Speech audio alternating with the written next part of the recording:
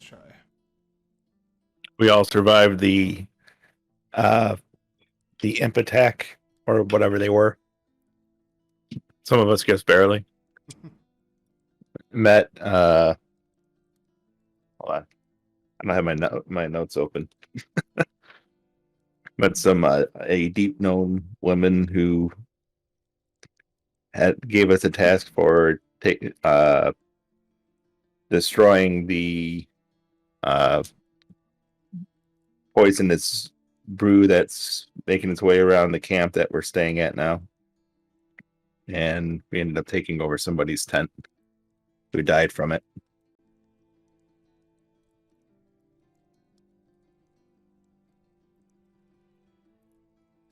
Samael. Yeah. You landed at least one other quest. All with Hesker the Hammer. You went and got some spells. We Still in the process of writing them down, yes. But nope. you needed 2 hours for that, right? Right. So most likely once I woke up, I would well, if people are going to sleep, I'd probably write it in my spell book first and then try to get some sleep and after the fact. I think I remember specifically reading that a long rest includes 8 hours, 6 of which is sleeping, and that's enough. Right. So you all went to sleep together, assuming in one big, pile like the animals. The tent's big enough that you guys could spread out. And you all start to come to consciousness one after the other. Having completed your first day and started your second and new realm, Bora'Thal. As well as we can tell. Since the sun never sets. Yep. You can hear the occasional cough or muted conversation, shuffling of feet outside your tent.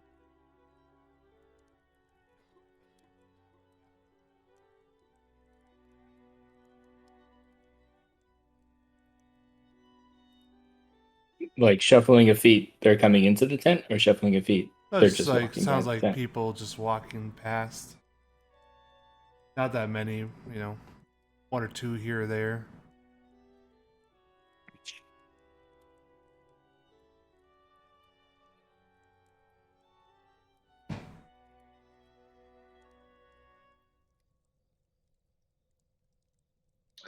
I will I'll offer some berries to anyone who's hungry. I have some from yesterday that shouldn't have expired yet.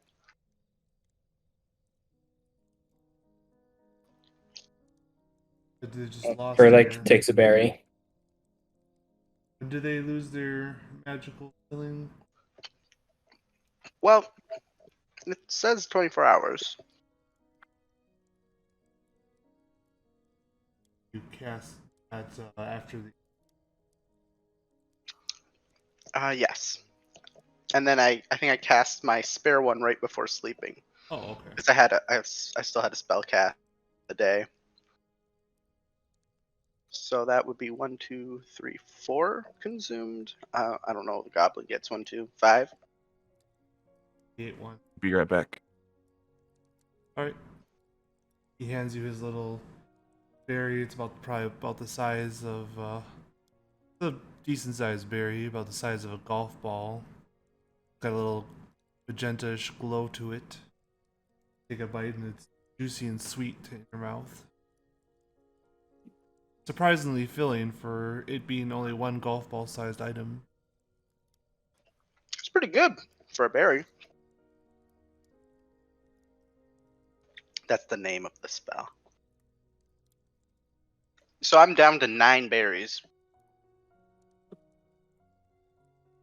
And we're doing a first in, first out style inventory so that they last longer.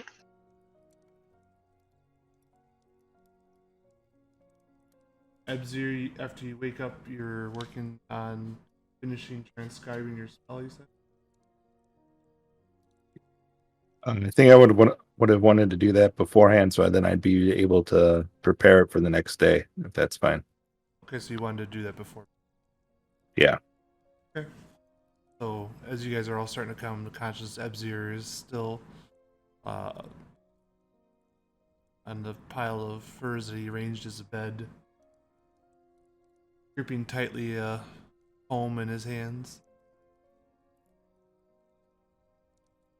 My familiar is perched on top of me, keeping watch. What form does your familiar take again? A dire weasel. Dire Weasel. I have to look that up. I would like to stretch my legs and wings, and I'll step outside the tent.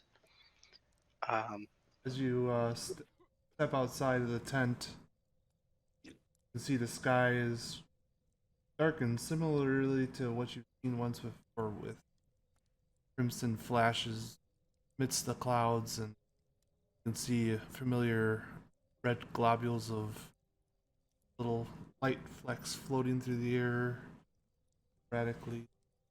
Seeds for trees in summer or in spring carried by the breeze.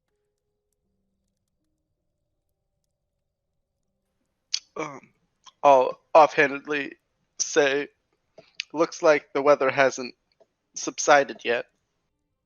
Sorry about that. Us folk have weak constitutions and cannot hold our shits in. As Runs Julius, in the as family. Julius returns to the tent and says that, wiping his butt or his vent, I'm sorry, he's a bird, with his with part of the tent flap.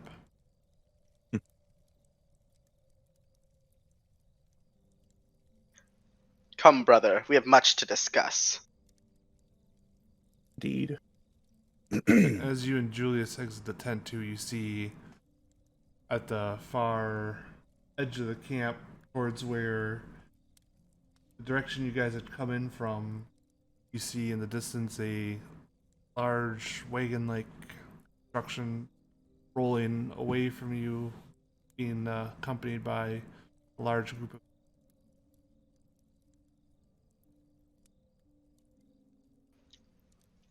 Is there anything that, any additional information I can spot if I Yeah. do? You can do a perception check.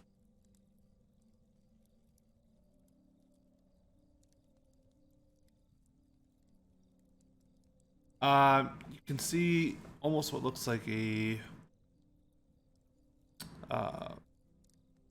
the wagon has carrying like what large ceramic or possibly a painted metal cistern on it. It almost looks like a large pot.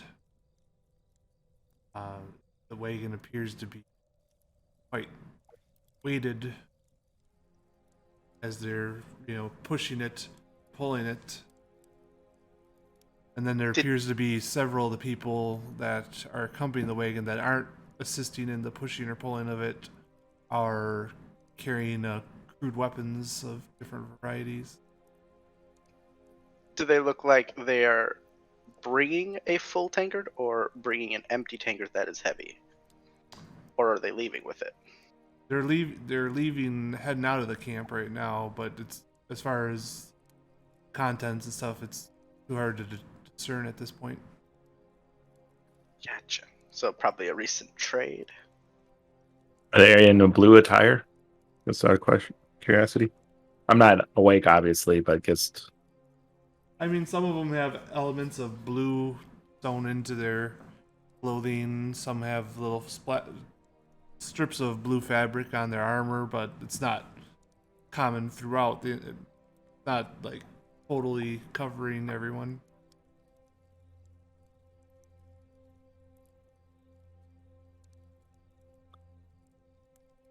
And are they a majority against humans?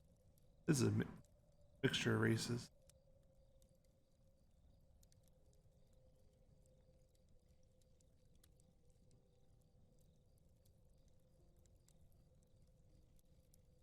I'm sorry, no, they're yellow.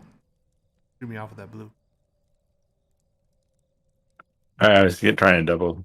Oh yeah, no, didn't want to. That's right. They look like they might be members of Enlightened who are leaving. Yeah. Gotcha. Thank you.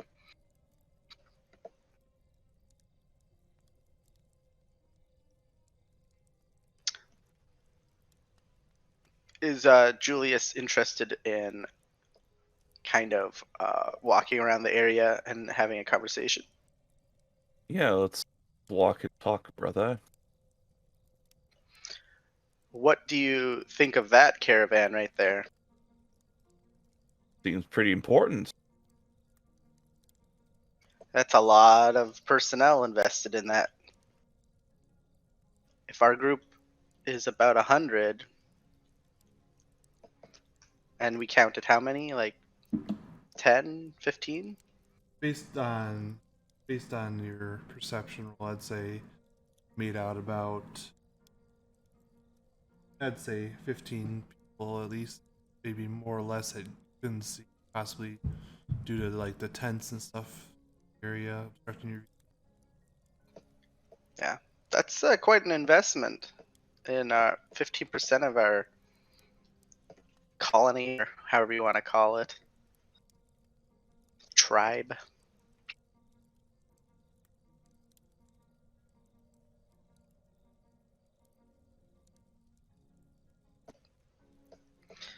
What is it you're suggesting? I'm just commenting on how important it must be. Didn't know. Um, I mean, we have other things to do, but a potential opportunity if we wanted to partake, it seems.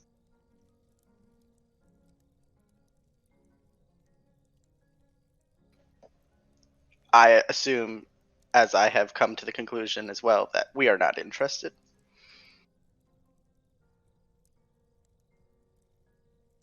There would be a lot to gain from pillaging that caravan. However, as we are just freshly in this place, I think it'd be wise to avoid any conflict at this unnecessarily.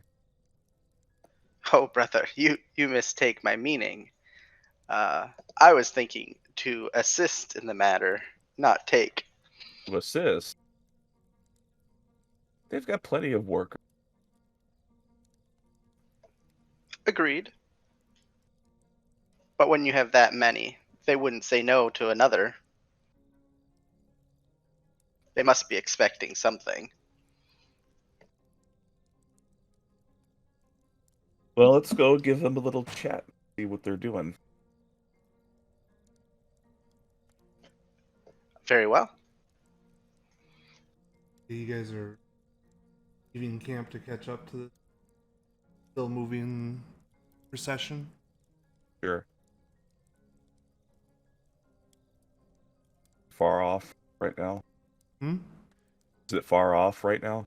Yeah, as you first saw them, they were already leaving camp and they're heading through the little sunken pass that you guys walk through to approach the.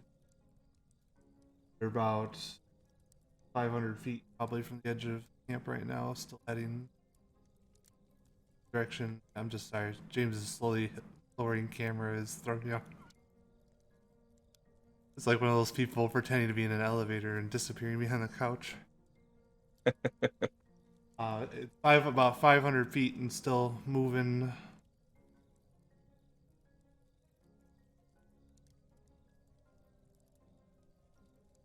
So, are you guys going there? Are you flying or are you running after? I assume we would fly. Yeah. We prefer flight, and it is much faster. Ebzir, you said you were outside the tent too, because you're asking about what you see here. Yes. Both outside. think you're muted. Yeah, more of what I was I was prompting for some more clarification for the other people. You're still in the I- tent. Yeah, I'm I- still sleeping. I appreciate it because the blue kind of threw me off. I was very confused. Yeah, no. Yeah, yellow helps. Thank you. So in Acrylic, you're awake in the tent right now because you ate the berry, right? So you hear all of a sudden just like furious flapping of wings and tent flaps push up from a sudden gust of air. Apparently, you hear majestic caw as well. Ah! All right, you guys lift off of the camp and you get a few like strange looks from the people still kind of milling around inside the encampment as you take off to the air and fly after the caravan. As you guys get closer, you can see that it's being pushed by about 4 people, being pulled by about 4 people, and there's about 8 people following behind with various kinds of weaponry.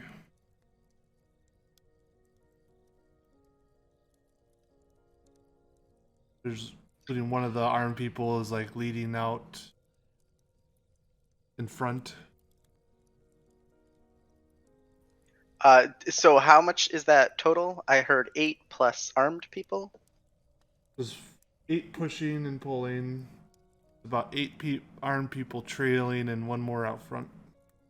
So 17. All right.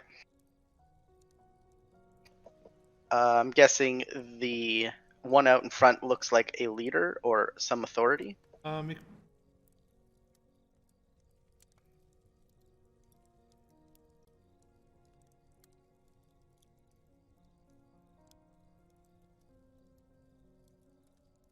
Yeah, I mean, it looks like he's leading the charge. It's about as best you can tell from. If you want to get closer or land by that person, you can probably tell better.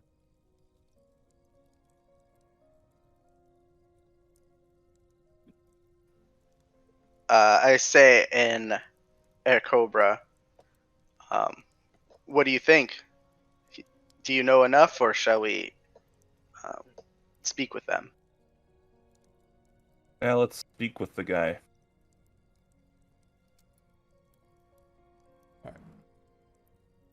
What's this particular person look like? You guys are landing by the person in the front? Yeah. So you guys start. Go ahead. Oh, I would just like to do it in a non-threatening way, because we are very imposing figures. You guys swoop in gently, slowing your descent with the flap of your wings, and land by this figure at the head of the column. As you land and get within several feet of the figure, you see that it's in fact Card. He seems a little startled and jumps by the sudden figure swooping down from above and landing in his vicinity. And jumps and well, I guess you could say good morning, but who the hell knows? Ah, yes. Sorry to startle you. You looked like you were feeling the heat of the day, so a little fanage here. It's appreciated. Where's the rest of your friends? Still in the tent. Well, the adjustment to the new climate and new realm can certainly exhaust many people.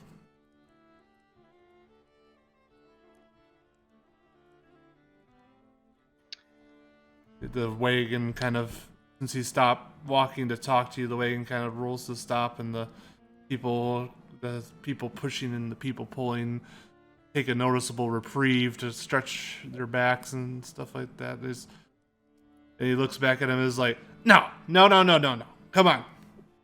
keep rolling. And they're like, fucking bastard. And as they take back up their positions and continue to roll the wagon out. And now you can see this cistern appears to be made of iron that's either been painted or just caked with dust into just a reddish, tannish color. It looks about as big that a human could jump inside and, completely, crouch down and completely conceal themselves.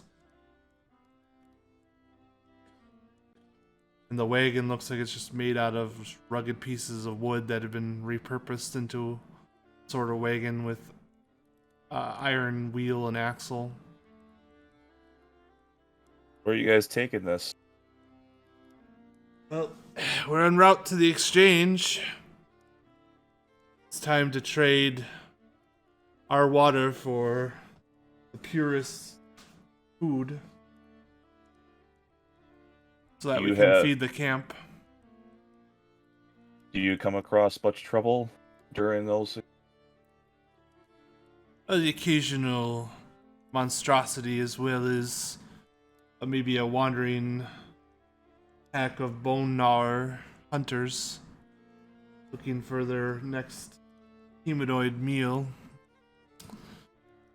But mostly, I'd say our biggest concern is ensuring that there's no funny business with tourists. Well, my brother here and I are wondering if you need some assistance in that cart. I think we're fine today. You guys have your own task at hand, if I recall. A task that has been accomplished swiftly. Oh, really? You know who the person brewing the blight is, then?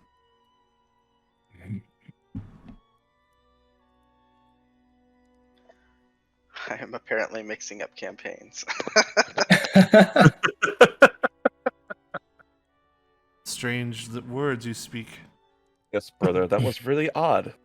Are you still feeling all right? Perhaps we should have some more breakfast. We should have some more breakfast first. This food that you speak of is a good trade we need. Well, we all need food to survive, and this is a daily occurrence. There'll be many more trips you can go on, if you so wish, in the future. How close do our reserves get to empty in between these trades? Well, it's almost living day to day, but occasionally, someone dies or someone wanders off and goes missing, or they manage to score some wild game of some sort, and we manage to set aside a few bricks here and there. They don't seem to spoil as far as we can tell.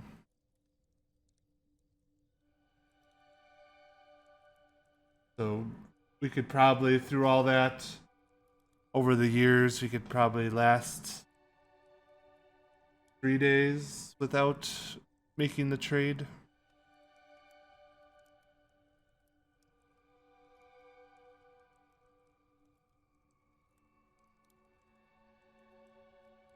Sorry, I'm trying to figure out how many berries I get per spell cast. 10 berries. Okay. Careful, Joel. You're gonna get it to the point where Tim's gonna rule that you need ingredients for every cast. No, I was just seeing if I had over 10 Technically that were going to correct. expire. I was just going to give them away. You get All right. berries, and you get berries. Exactly. All right. Well, if they are well guarded as they appear, maybe we will leave them to their task.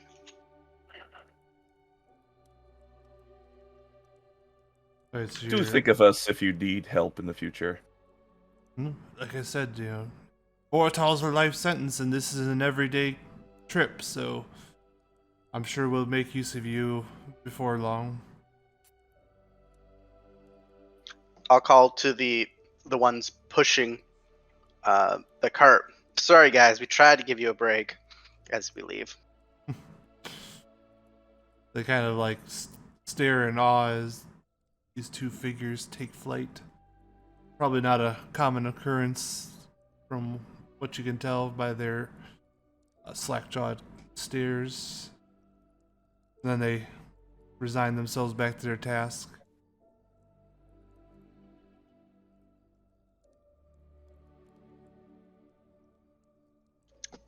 Do not During- cry for them, brother.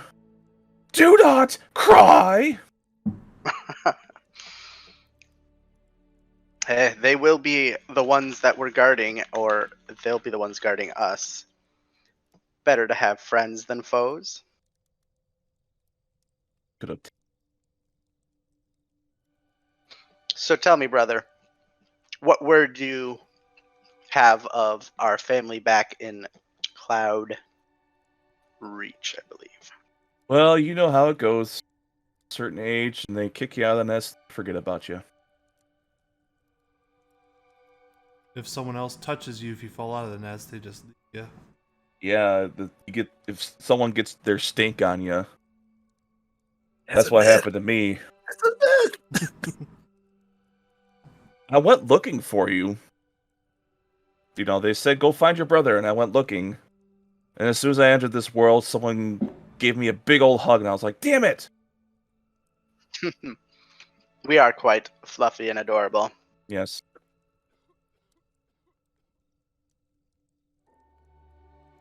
Indeed.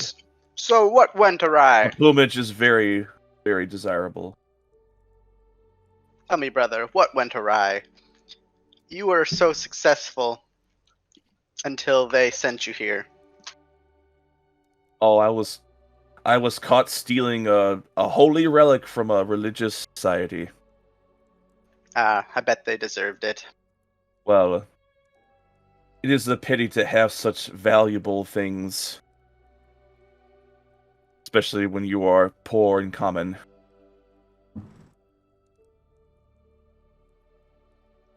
Better for people to truly appreciate such things, to possess those items. I wanted it. Amassing wealth is a pity when there are so many who could use it. Yes, like me. Us. Yes. Exactly. I shudder to think if anyone finds my stash while I'm stuck here. Well, I'm hoping not to be here forever.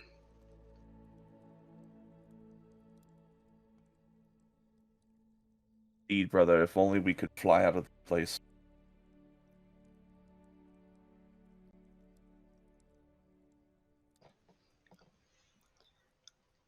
While this is going on, Ebzir, you find yourself waking up in the tent.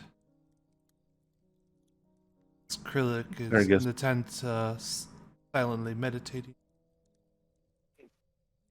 I'm looking at the giant weasel. Oh, sorry. It's not a dire weasel. It's a what's it? A Fiendish fiendish weasel. There we go. Oh, So he's I got was bigger gonna be- fangs. I than thought you normal. said giant weasel. I was gonna be, yeah, he said dire weasel, and I was like, wow, what's that? So I looked it up, and it's like a 700-pound weasel. It was like, are you sure? Oh, it's just a reddish That would be weasel with impressive for sure. Slight Yeah. horns like its master. I Yeah. mean, a dire weasel would be kind of a wonderful thing to have here, I think. Until you had to feed it. And water Well, it. that's easy enough. Oh, you just feed it. You just feed it yeah, people. Yeah. pretty much, yeah. Join the Nars. It's a 700-pound animal that can. I mean, weasels are really athletic. Yeah, I think that would be you hard give to it kill. whatever it wants, basically. Yeah. Anyway, Swole weasel. Did you guys return straight back to the tent, or Yes. as you're waking up and you see this half-orc just silently staring at your fiendish weasel, in just his staring at mind the fiendish picturing weasel. a 700-pound weasel. You hear a flapping of wings, and a little dust from outside the tent gets kicked up, and edges billow with the breeze of what sounds like two large bird-like creatures landing.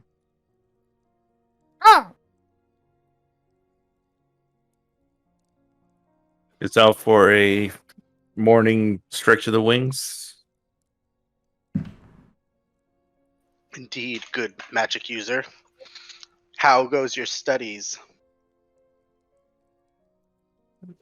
I am rested and ready to face whatever challenge the day may bring. Well, whatever we call a day here.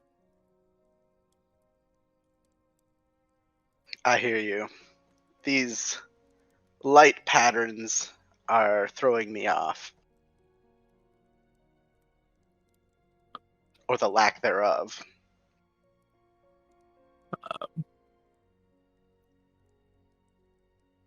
I've been tasked with hunting down a former member of the Enlightened.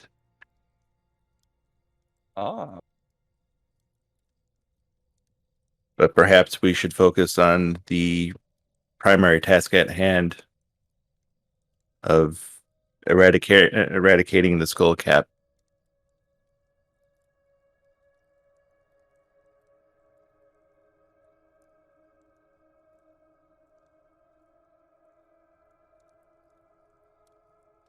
then I suppose we should get on with it then. Erlich stands up. He says, "Finally, let's go. Let's go take care of your debt." Yes. Although I do worry, though, about you especially, Krillik. Oh, don't worry about me. You were staring pretty intently at that weasel when we flew in. Just staring. Smiling too. A little One aghast. wonders how you saw through the tent. Keen eyes. Keen Comes with eyes the through the race. opening. We could see the pinhead from more than 100 feet in the air.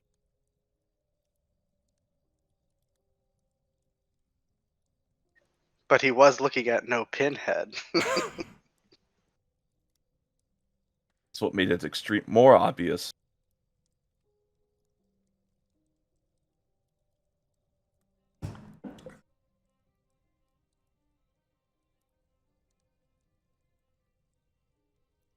You hear like a passing footstep shuffle by, and you hear someone like appear to be trying to keep it quiet, but it's tent material. So if you've ever been camping, you know you can hear everything going on. You hear a male voice say to someone else, "What the fuck are they talking about in there?"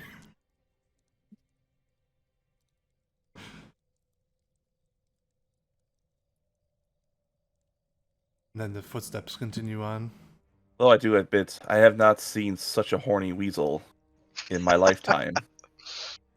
What say you, brother? Or one that perches so stiffly. You hear the same voices speaking. It's like, let's get the fuck out of here. You hear a bird's version of a laugh. I want to hear from you. Yeah, what's a bird's version of the laughs? My mic isn't picking up my calls for some reason. It doesn't register them as human. Yeah, it's high Yeah. pitch. Has anyone else studied the map that we found in the journal? That very crudely drawn map. I have. Thank you for making a copy.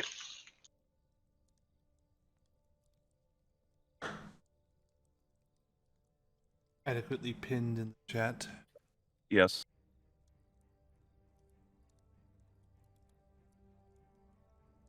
It is indeed quite crude. 4 X's mark the spot, apparently. I count 5. Well, that big spider thing is an X? No, I think there's like a V-looking X above the oasis. Oh, I thought that was just screw up. It's a Y. Just kidding. Clearly. Anyway, Surely your bird eyes would be able to discern the legs on that mark. perhaps, but this light is deceiving me. Oh, he's too busy looking at pinheads.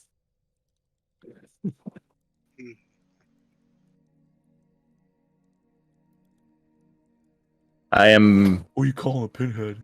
perturbed by the hideous scrawl next to the mark to the northwest. Perhaps we should avoid that for now. Yes, that's actually what led me to think this was a different campaign. Yes, this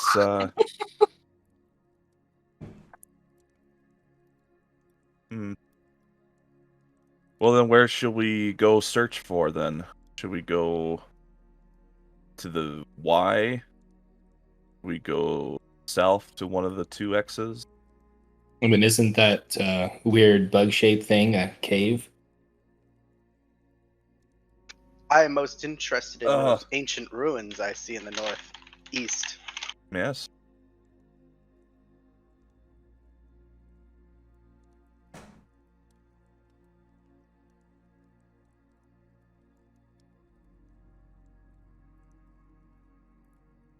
We may be assuming the cardinal directions. It mayhaps we orient the map by observing their surroundings before setting Oh. out. Yes, of course. I'm just referring to the layout of the map itself.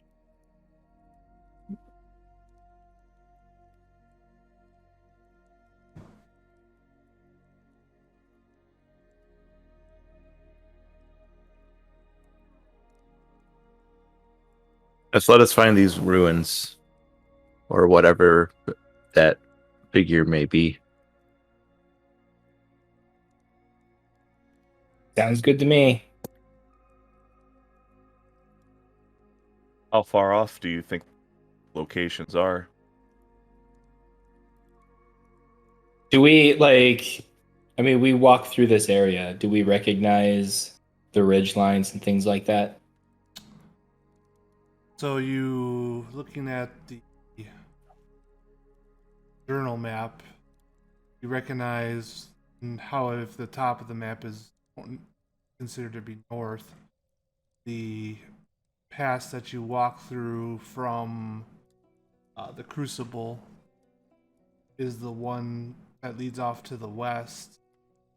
And you remember it because there's a offshoot of the pass, little bulge out to the area, be off the north side of it, similar to what you see on this map. So you've come through that way. You remember seeing the little outcropping of the pass where this northwestern X is. Remember seeing that.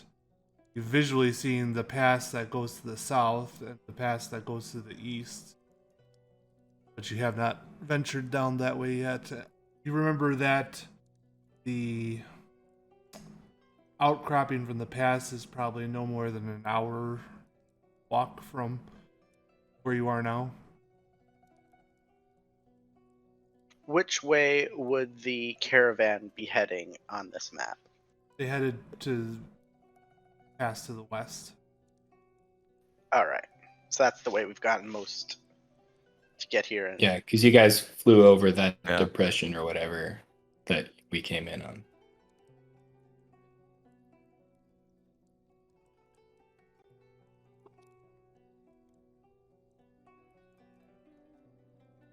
You guys are striking out to leave the camp.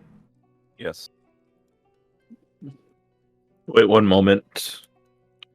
I should return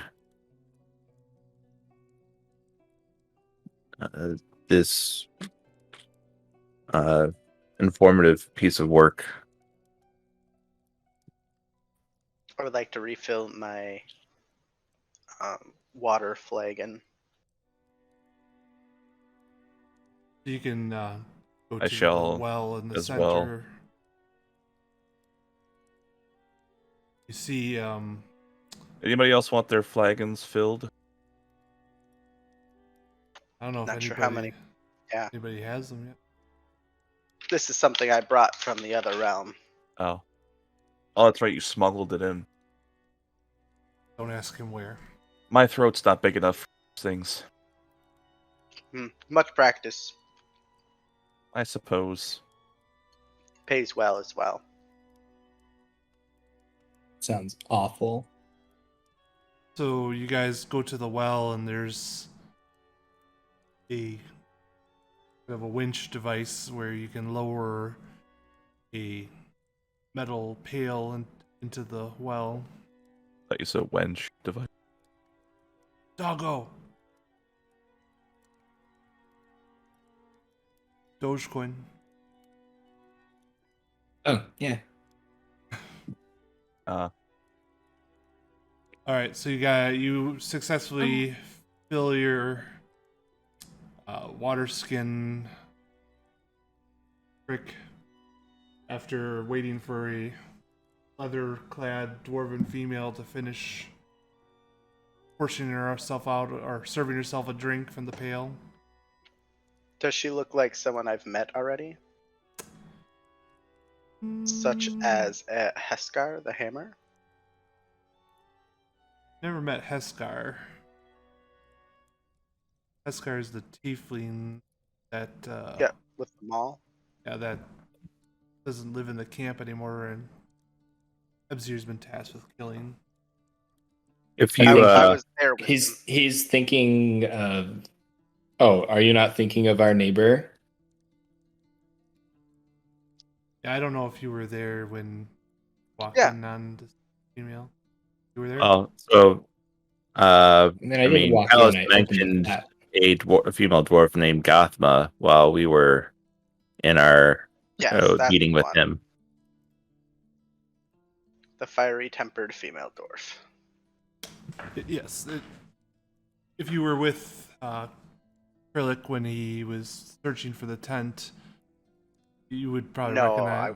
Oh, then you don't recognize. Okay, sorry. I was with Krillic, if you're with him at the water's end. And, I am getting water because I'm thirsty. So As she finishes taking a long swig from this pail, probably with a little bit of backwash figure, she looks up and sees you, and she kind of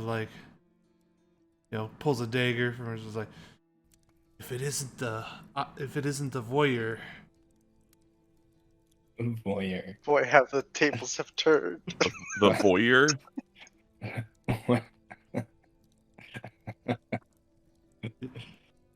You like to watch, eh? I like to cut.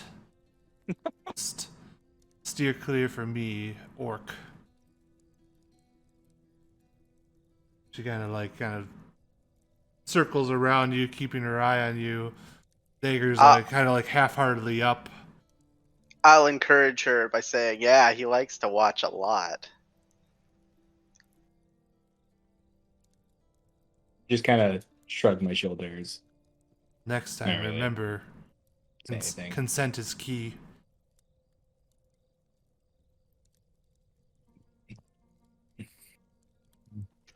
I'll whisper to the orc, awkward.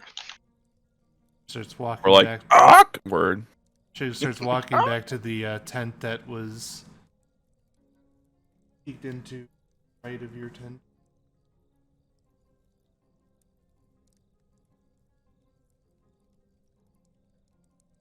Wait. Right, Ebzir, you said Krillic shrugs his shoulders, turns to the water, and takes a drink. Ebzir, you were returning the spell. Yeah, we can fast forward if we don't think there's any benefit to doing that. Or to playing it out. It's up to you. Don't have any information, stuff you want to ask. Not at this time, I don't know. Okay. So I basically return it, thank him for the wealth of information contained within, and look forward to getting more after the task is complete. You rejoin your party members who are all filling their bellies with water, as well as one who's managing to fill a water skin.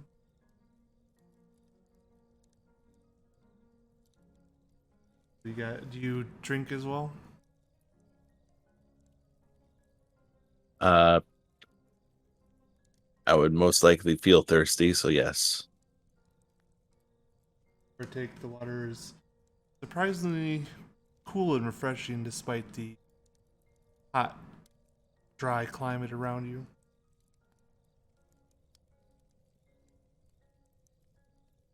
No doubt due to water's ability to absorb much heat and disperse it evenly throughout the container.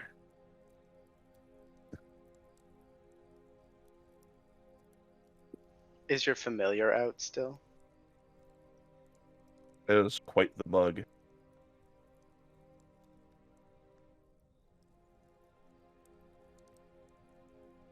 Yeah, he would most likely still be on my shoulder. I would like to use speak with animals.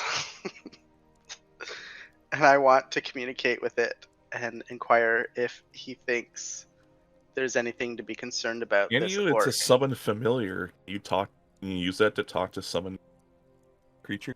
I don't know, but I'm gonna try. Alright. Oh, it's speak to animals, you said? Speak with animals, yeah. So, I don't know how this would operate with the familiar.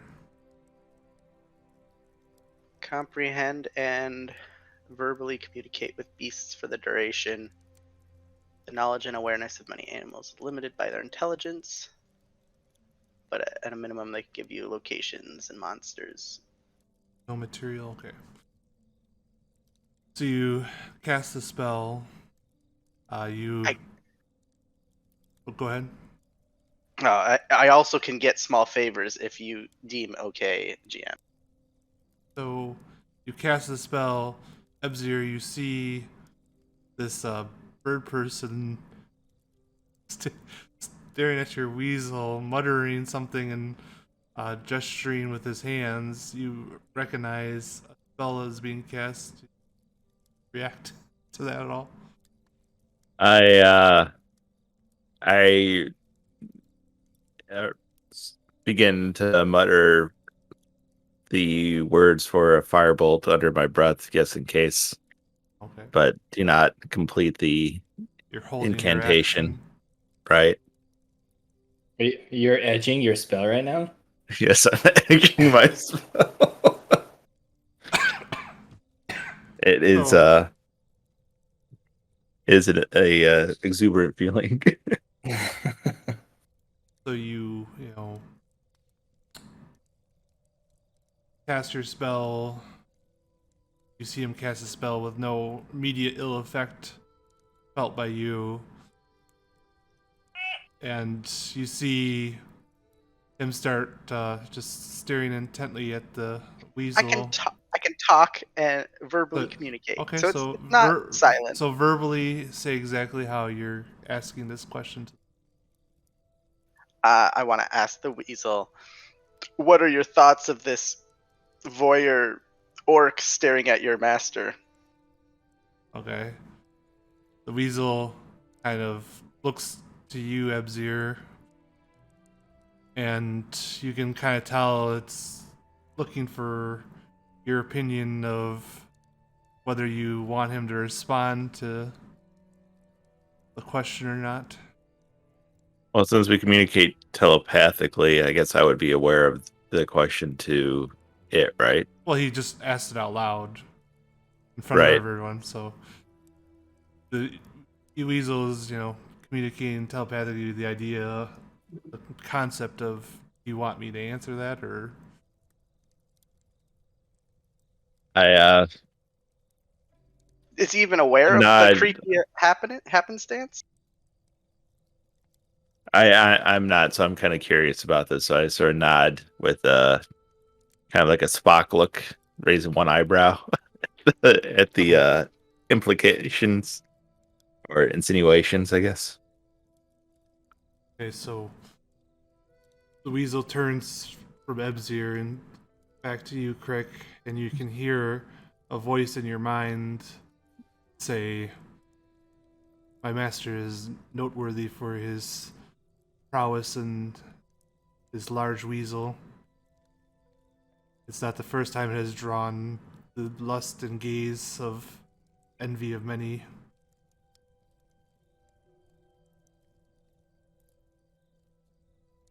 It just communicates back to you as like,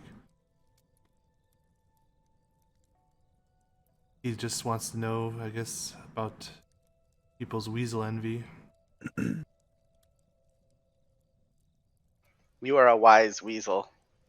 I am glad that my friend Ebzir has you as a friend. I am here to serve Ebzir.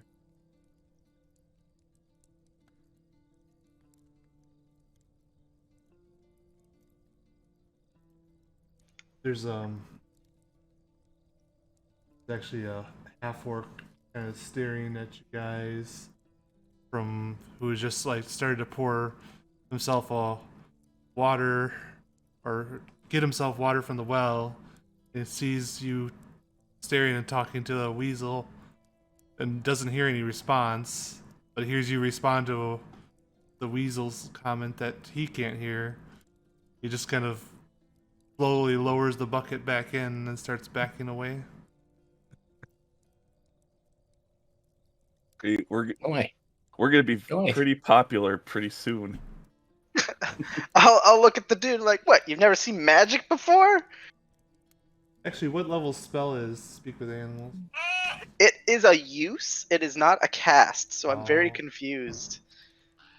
You may get it from your background or something. Yeah, it's from my focus as a ranger. Roll a It's D100. one of my choices. Roll a D100. The storm is still brewing, huh? I narrated it earlier, but you hadn't been out of the tent yet. Oof.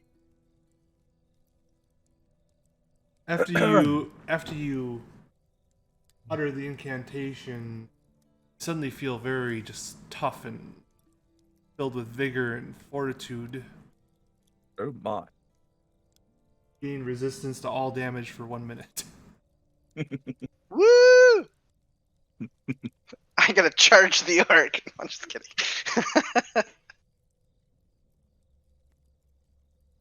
All right.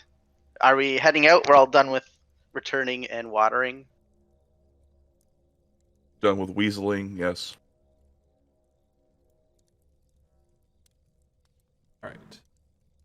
I'll say to Ebzir as we're making our way towards the ruins that I am very very impressed with your selection of a familiar. He seems to take many things in stride. When a soul is bound to a magic user, there's not many choices uh, left to their disposal. To the contrary,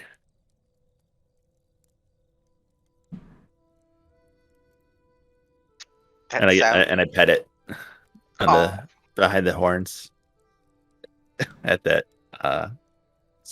It leans into the affection and kind of pushes back lovingly against your hand.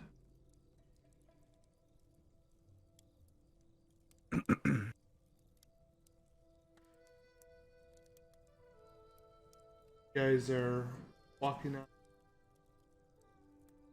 oh, it is a first level divination. Just I found that. Yeah, I got it.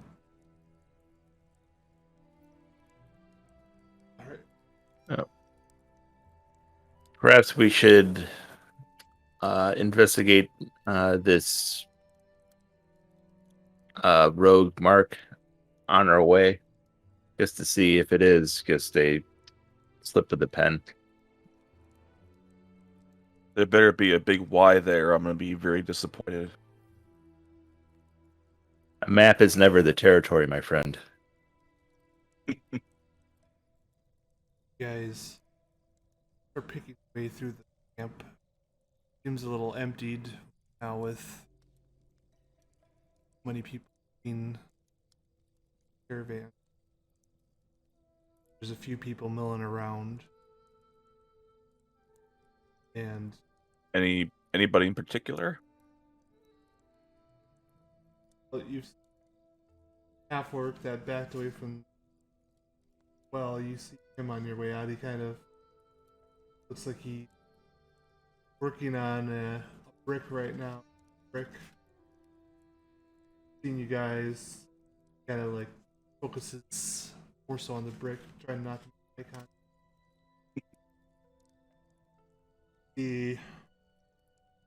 A gnomish older gentleman with long, wispy white eyebrows and Picard bald spot on the top and long white hair on the sides, long white beard, working thing outside. Small tool.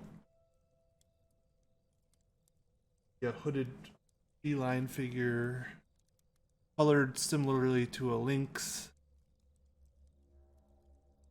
going into a tent.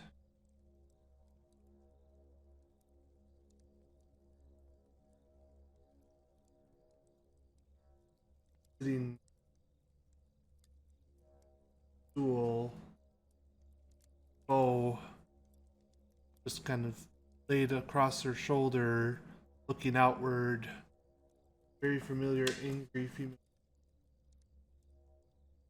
Outskirts. Oh, so she stays on the outskirts? It doesn't look like this is where she lives, as much as she's sitting here looking outward. Maybe watch.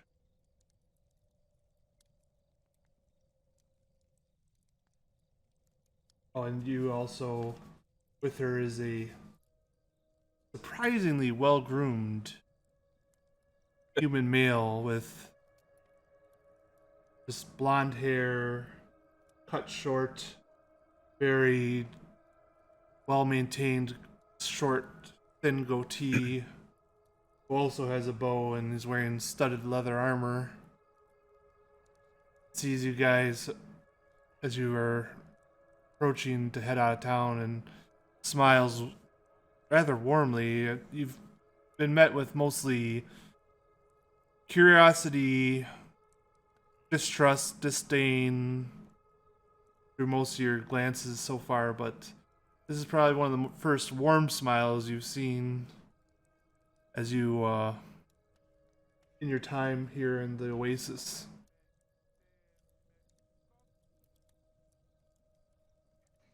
I return in kind as we pass. Heading out, he says.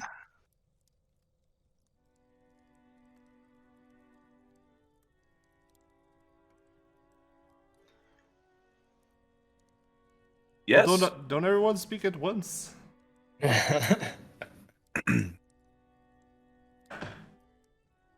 How far? Where are you guys heading to? We're going to go to the squiggle on this map. Map? What map?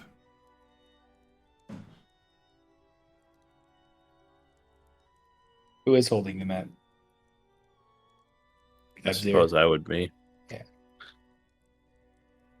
Where did you guys get a map from? The former, what's the word? Our let's see, our erstwhile benefactor and of our current dwelling left behind a journal of sorts with some crude drawings within. And some very embarrassing secrets. Embarrassing secrets. Dead person. The two people I can think of that died fairly recently. Are you talking about Samael or Indid? Is your tent on this towards Samael. Samael? Okay, then you're by the center. Indid lived closer to me, and I'm not sure what took him, whether it was disease or some other foulness, but he passed, best I can tell, several days before Samael. Did it have a particular odor? I mean, it smelled like a rotting corpse. That's true. I'm thinking of more illegal things that could have killed them. Oh, someone has heard of the blight. Well, I don't think Inded died of blight, if that's what you're talking about. It is. Well, when you want to feel good in a terrible place, sometimes rolling the dice on something that's a little dangerous has its benefits. You with that bow seems a little dangerous. You with that dwarf seems a little dangerous. Oh, Guthma? And Guthma just turns towards Julius, like burning eyes, like, what the fuck did you say, bird? I think I say whatever I want to say. Caca! She gets up and kind of gets in your face and is like, I dare you to get down here and tell me that to my face. Are we in the air? Are you gonna take off and leave her standing there? She's basically stepping up to you, like chest to chest right now. Well, chest to probably your waist. Yeah, she's short. Well, calm down. I didn't mean any offense. She looks like, a little bit perturbed and still, but she's definitely sits calmed slightly. She sits down with her bow, keeping a fiery gaze on you. Her rage seemingly transferred from the voyeur to this disrespectful avian.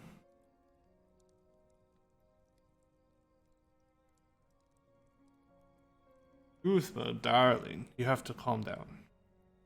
Don't fucking tell me to calm down, she points the dagger. I keep my cool. We all know you point the dagger, but you never do anything with it. She grabs it by the hilt and all of a sudden throws the dagger at him, hitting the man in the forehead with the hilt. It's like, fuck, Guthma. Oh. Sorry. Don't tell me what I'm gonna do and what I'm not gonna do. Yes, dear. You gotta admire a fiery woman. And that's all I was implying. She seems like she can hold her own. Well, Bora'Thal is typically mostly men, but there's women, and they have to be tough to live in a land of men. Not to mention mostly evil men. Tough, smart, and clearly many have leadership skills. Referencing This the fucking bird princess. I like. He recognizes potential. He recognizes talent. Why don't you shine her vent while you're at it?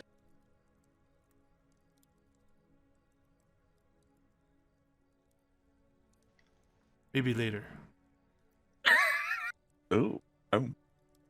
Kind of gives Rick a little wink. Scree!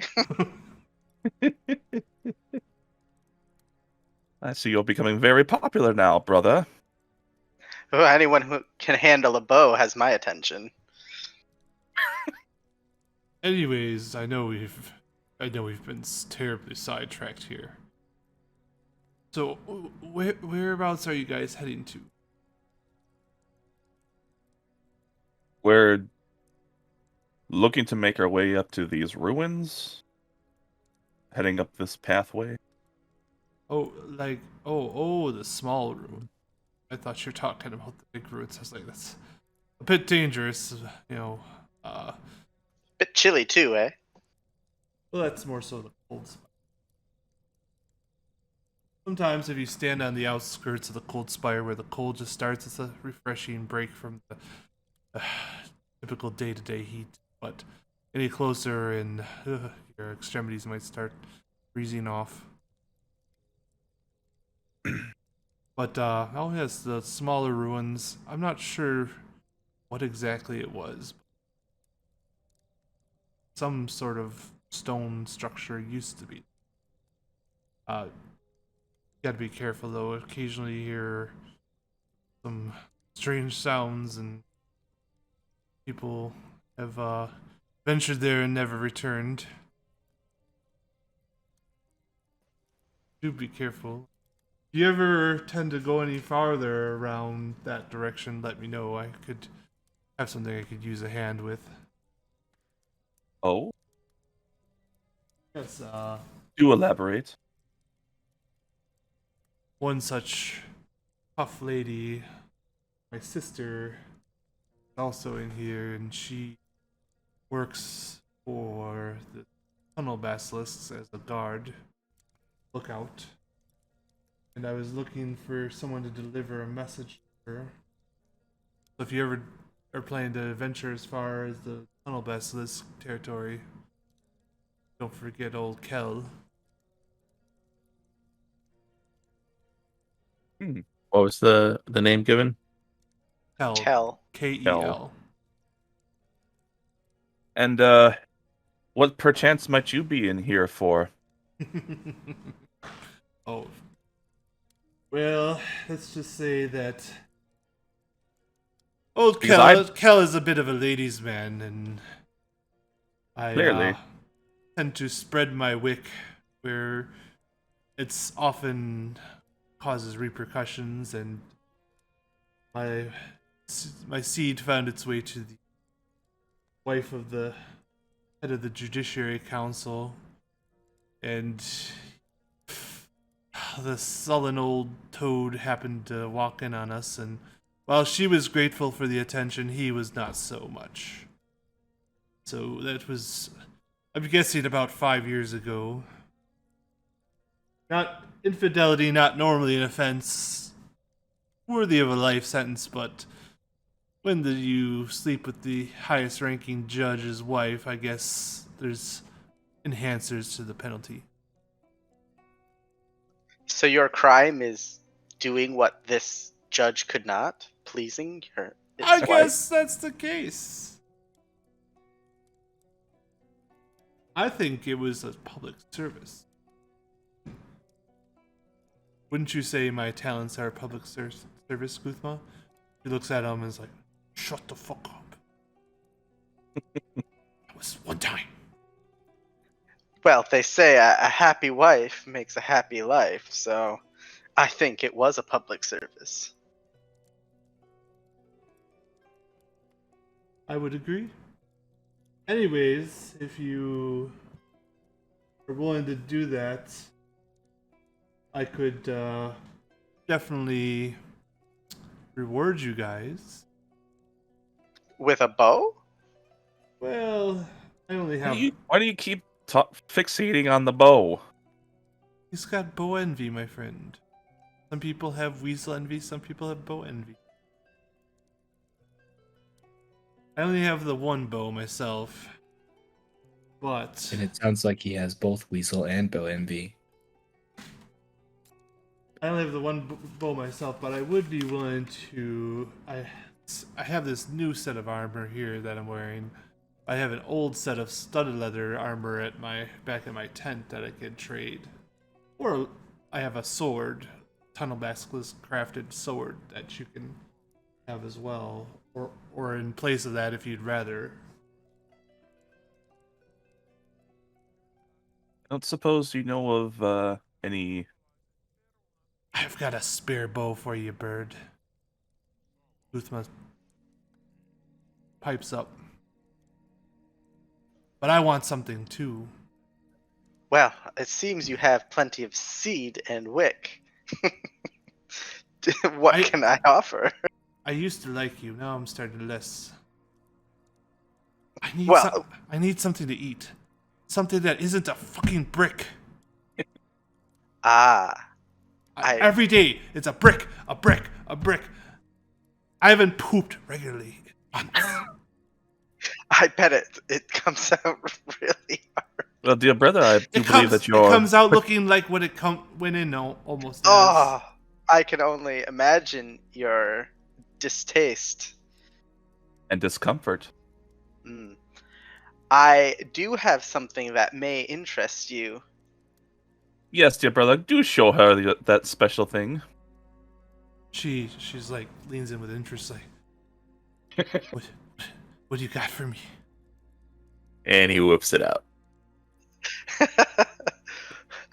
I would like to grab a twig and then the 2 berries. You'd be hard pressed to find a twig around here. I know. But hey, you want to roll a perception check to see if you can find it. Do improvise. I am just being silly. I don't mean to womanize her as well. But I will offer her 2 berries. I'll tell her that each one will suffice for a whole day. And regain your stamina. She looks at the berries with like curiosity, and she gingerly takes one from your hand and regards this like, almost golf ball sized berry. How could this feed me for a whole day? Well, if you think one is not enough, you can eat both. But then, good luck with your bricks the next day. So, what I'd like you to do is roll a persuasion check with advantage. Roll that beautiful dice.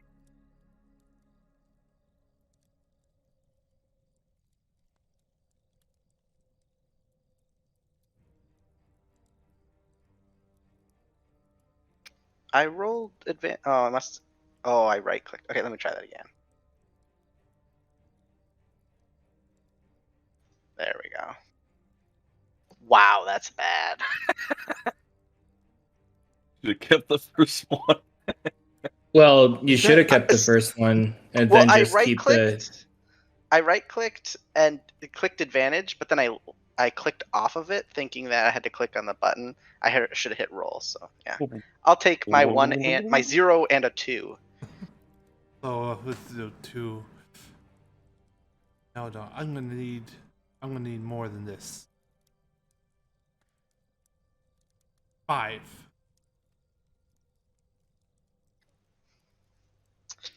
Let me see this bow you speak of. She's like looks at the bow she's holding in her hands. I don't want to leave you unarmed. What will you use? I gotta find another fair one. Ah. Can I test the bow for its quality? Does it look durable or misshapen? You can either do a perception check to visually inspect it, or do a persuasion check again with straight, just to see if you can convince her to hand it over before actually making the transaction. The simple bow, recurve, longbow. Yeah, just going for. It would be under the class of a longbow. But if you want to like inspect the quality, either with a physical test or visual inspection, either perception to visually inspect it or persuasion to get her to hand it over, try it out. I ask offhandedly, where did you find uh, wood large enough to craft something like this? Same place we find wood to craft the wagon, from the ruins, from wherever we can scrounge it. There's not really trees around, so most things are made from repurposed, reclaimed wood. I'll say to her, because I like you, I will give you this one, holding up the juiciest of the berries, for free. And if you enjoy, when I come back, we can discuss trading a more reasonable quantity for that bow.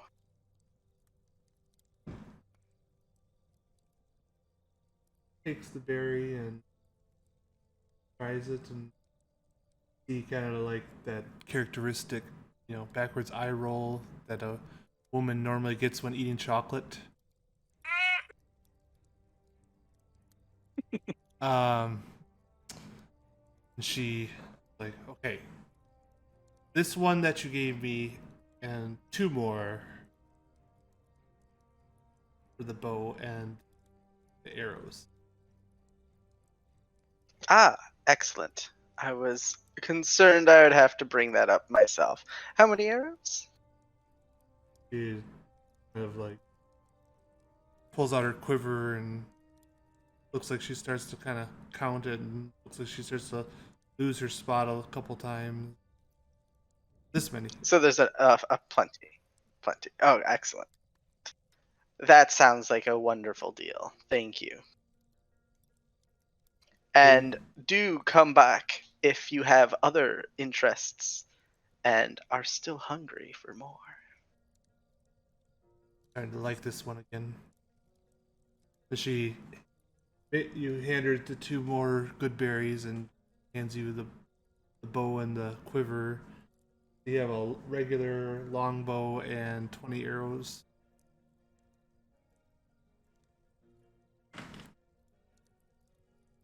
Down to 6 berries if you're trying to keep track.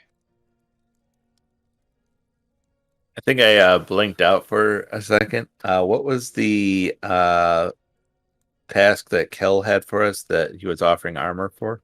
Armor or sword? Deliver a message. He's wondering if you guys were planning to go as far as the tunnel basilisk, and if you were or ever do go as far as the tunnel basilisk, that he'd like you to deliver a message to his sister, who is employed as a guard / lookout for the tunnel basilisk.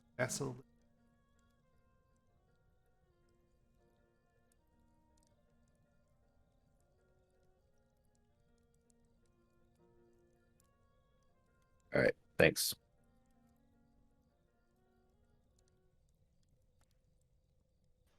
I'm liking these 2 guards very much. Or I don't know. I guess they're guarding? They're watching.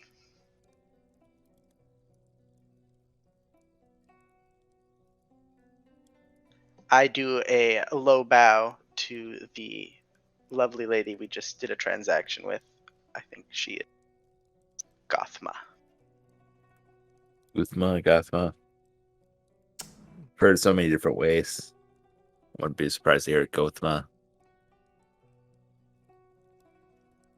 Guth.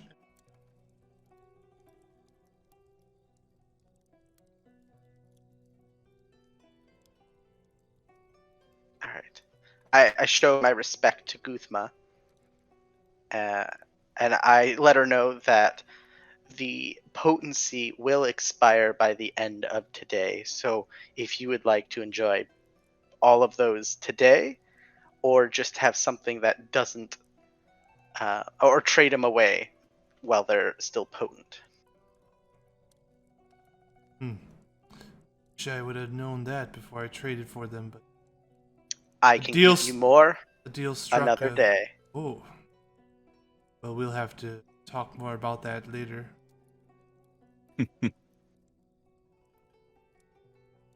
Perhaps if you return. With this bow, I'm sure I surely will. Good bow. I've killed a couple racist slime with it that tried to cheat the trade.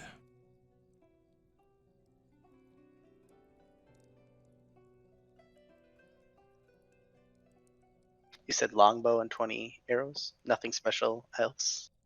Regular, probably a little crudely made given the resources available to them. Arrows are flint, basically flint arrows. They seem to be fletched with some sort of, almost looks like a feather, but it's not like any kind of feather you've seen before.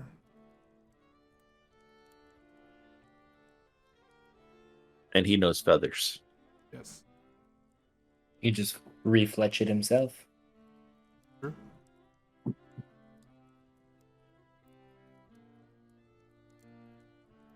Some of the worst, I gotta say though, offhand, that's some of the worst advantage rolling I've ever seen. Just I run don't. with it. I still don't understand. I feel like he rolled a Well, 3 and a 9. instead of rolling one more time, he rolled another set of 2. It replaced it. Yeah. So I'm just saying instead of picking from the 3, I just went with the Yeah. I just take set the of 2. 2. Yeah. It was an error. It's like dropping the dice on the floor. So, any other business for Hel and Guthma? Nope. I think we should head out. I do have to, as a character, I do have to get to work at around 1:30. I have to start leaving. Okay. I'm done chit-chatting. Alright, so you guys head out. Following the pass. As it the wide as it leaves, you see, which one were you going to first? We were heading towards the ruins, but we were gonna stop off at the other mark on the way, along the ridge line. Sure. You follow what would be the north side of this pass along the steep cliff, sandstony cliff, about 40 feet high in some parts and 50 to 60 feet high in other parts. And as you're following it around as it curves to the left, you see there's like a slope up towards the top level above the pass. Pretty steep. No, it's a gentle slope. Probably the opening in the lines that you see above the mark. Mm. And along the cliff face just before that pass opens up onto the top, you see a shadowy recess in the cliff wall.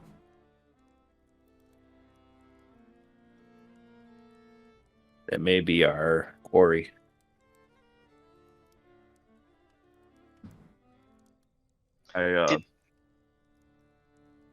Did we I'll- accept the message before we left? No, we'll have to go back for it. And We're it's not the going opposite that far. direction, anyways. Yeah, the that's why we the- opted not to do it. It's about 20, basilisks are south. about 25-minute walk where you are. I'm interested in that shadowy recess. I'm gonna roll a perception. Are you Perhaps our orc friend, or a half orc friend, would be more attuned to delving into it.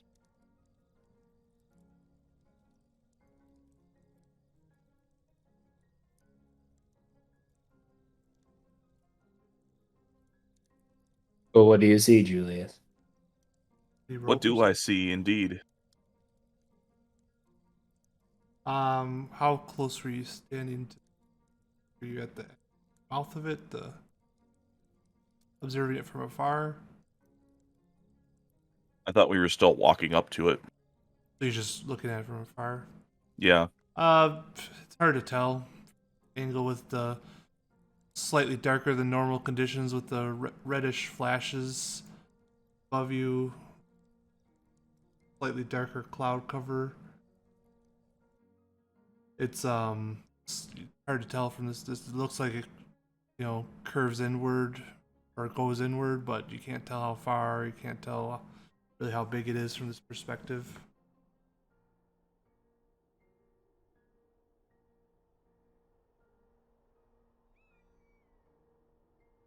Well, I guess we should Curlic just investigate starts it. walking towards it. Yeah. As you start getting closer, leading this session, Acrylic, see that the recess is about 10 feet high and 8 feet wide. With your dark vision, you can see that it kind of gently slopes downward, curves slightly to the left.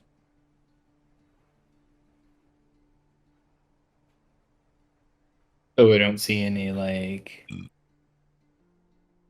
track marks or any people or any like Refuse. equipment or anything like that. You can make a survival check.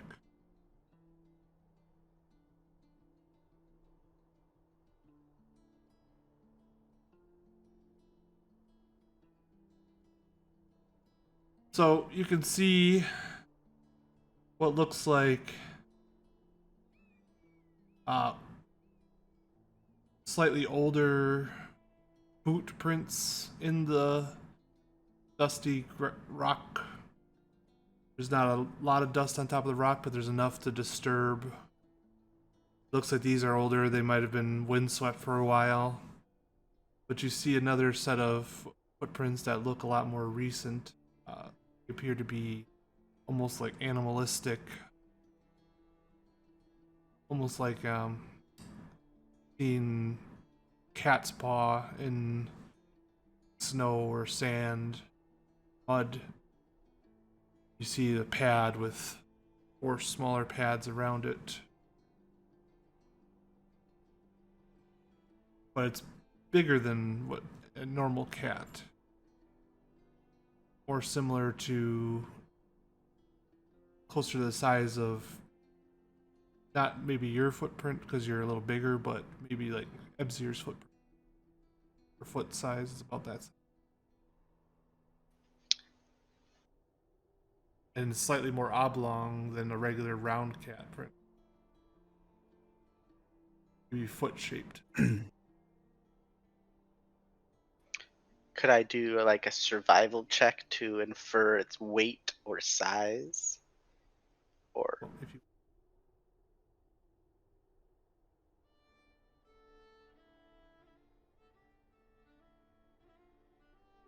hard to tell, there's not a lot of penetration to be had with, the thin layer of dust to disturb.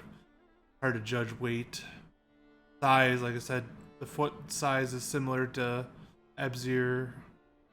I don't know what I think Aarakocra are a little smaller than regular people. Not sure how your feet would compare. But you would assume the foot's about probably the size of a medium, humanoid. And Acrylic, with your check, you see that it appears the tracks go in and come back out.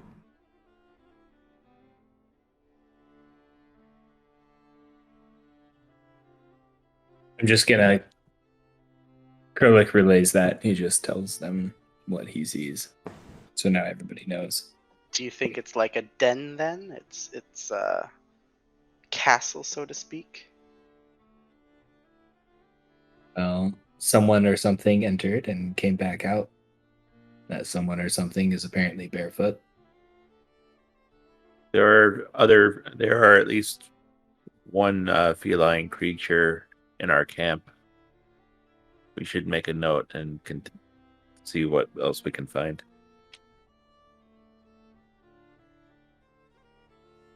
Okay. All right. Well, do we want to go in?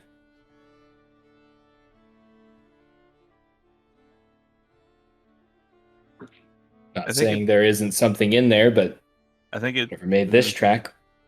Either way, Apparently it's Kerr. not. Coors. Oh, that's an insult, I think. Kerr. All right. Are you gonna take that? Apologies, I did not enunciate correctly.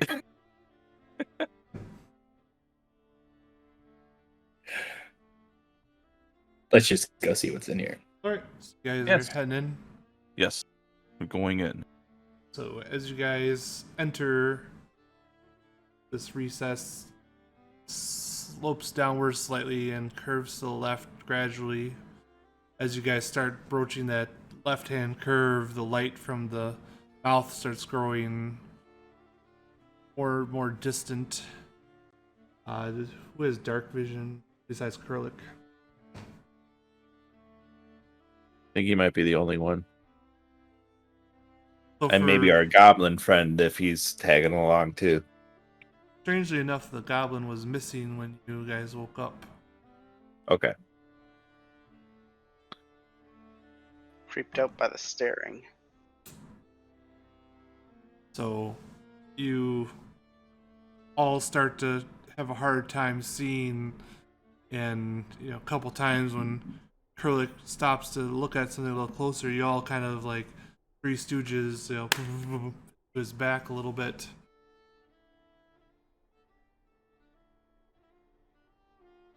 After that happens once or twice, I become annoyed to the point of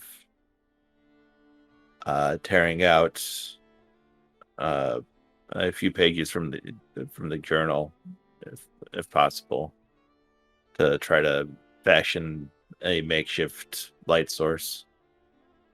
Backing out as far as to the point where I have enough light to work by, and then using either a mix of thaumaturgy or firebolt to light the end, and then hold it at such an angle that horizontally, so it does not just burn too rapidly, and try to maintain it. Okay. So you manage to do that, and you, holding the pages in one hand, you conjure the firebolt with the other hand, aiming it. You aim the firebolt towards the ceiling or something, so it doesn't hit or the floor or something like that. So it doesn't hit Right, anyone that's- accidentally. Yeah, So that's you my plan. cast the firebolt. There's a flash of orangish light briefly in that tunnel, followed by a slowly rising glow of orange light as the fire begins to, burn through these sideways held papers. You catch up to the rest of the group and see that they're pretty much entering or nearing what looks like the end of the cavern.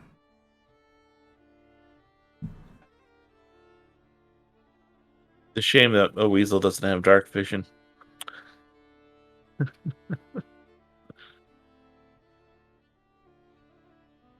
The only It one doesn't? who does It can should. stare at the weasel endlessly without. You would think that it would, but apparently, It's a nocturnal hunt. right. Normally it would, but in D&D, D&D does. Cats don't have dark vision either in D&D's. Yeah. Weird. Yeah, I call BS. right. Cats have dark vision. All right. You can see that about 70 feet ahead, it looks like the cavern kind of peters out. Comes to an end, it looks like. There's nothing at the end of it. Roll perception. Oh, now there's light. Yeah. You would be able to see either way, but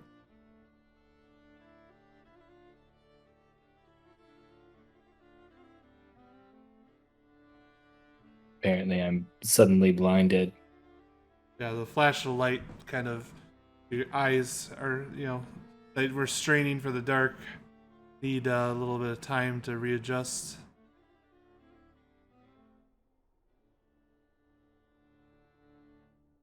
Well, with this newfound light, Julius starts searching around the cave, and he sees several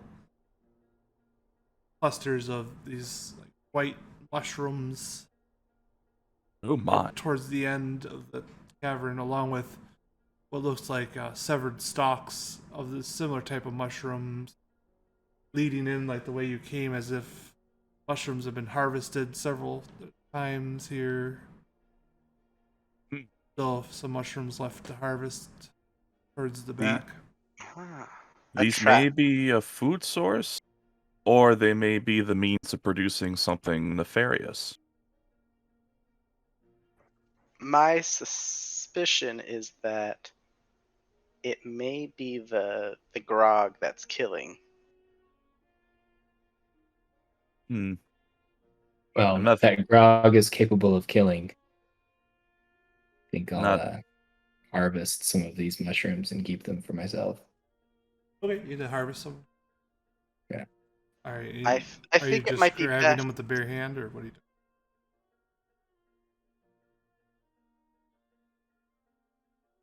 Anybody here know Do I mushrooms? even have a thing to put them in, don't I? I I mean, mean, I I have to have something. you got your I- clothes. You could probably have Yeah. a pocket of swords. I think it is Like- unwise for us to disturb anything here. Thus, the Hold on. person. Kurlik said he grabbed some. Grabbing it with his bare hand or not? He didn't say he was putting gloves on. Yeah, but I have a dagger. I can like cut it off the wall, and I Right. can pick it up Okay. using like a shirt tail or something. Oh. Okay. Pick it. All right. So you're using cloth barrier to pick up the mushrooms you cut off. How many did you want to cut off? Well, I just cut one off. Just one. Trying to see it, look at it. You cut it off and Yeah. holding it with that fabric barrier between your fingers. You can see that it's just kind of like a bone white colored mushroom with almost like two recessed dents in the top, making it appear almost like the shadowy orbital eye sockets of a skull. And you can see there's a little bit of like liquid fabric of your that you're grabbing it with is starting to feel a little damp, like almost like there's a viscous or wet material on the outside of the mushroom. Just damp, no burning, no nothing, Nope. just damp. Right now, as best you can tell, it's just starting to feel damp. Well, I think better of it. I just throw it on the ground. I don't want the thing oozing in my pockets. Okay. Yeah, Matters that just- definitely wasn't the skull crab mushroom that's white that we're looking for. But it is something of interest. You hear, the mushroom flop to the ground with a wet.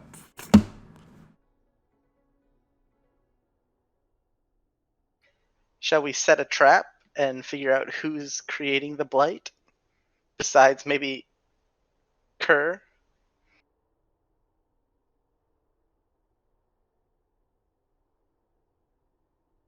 Are you assuming that I somehow am making the blight despite showing up here at the same time as you? And How You're many the only more one. mushrooms are there? How many more? Yeah. Best you can tell with the light swords, as it's probably starting to peter out at this point. You do just a couple clusters, so I'd say several dozen, maybe 80 or so mushrooms left. Haven't been harvested yet in here. Why don't you hide the disturbance that you've created and maybe we set a trap and maybe Bury his shame. I'll rush back to the only people that we told we were going this way and tell them not to share that we're out that way.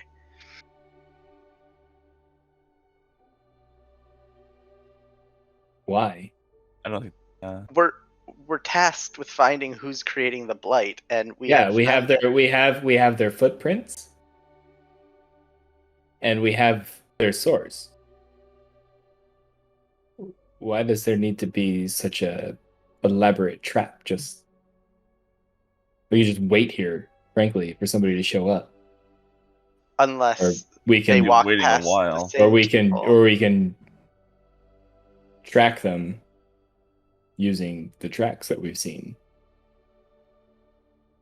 All right. Other track- option would be Emzir seems to be fully aware of somebody who has feet like left the tracks anyways, so we could just go and find that person. We're gonna blame a cat pet. A pet? It was a cat, feline type humanoid. Oh, Yes. it was. Oh, I thought it was a pet, like It was a not. familiar. But yeah, with giant like humanoid pseudo cat paws. Yeah. I'm saying like a hunter, rangers can have pets as their like they can Okay, be any well. size. That wasn't the case.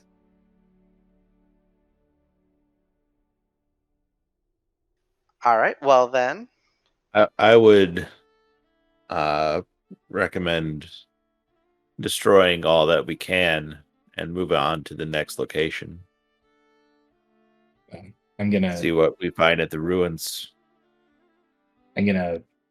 wipe like wipe my dagger on this mushroom and get some of its ooze on it before resheathing it. Okay. Maybe my dagger is now poisonous. Who knows? We'll find out. It'll be a test.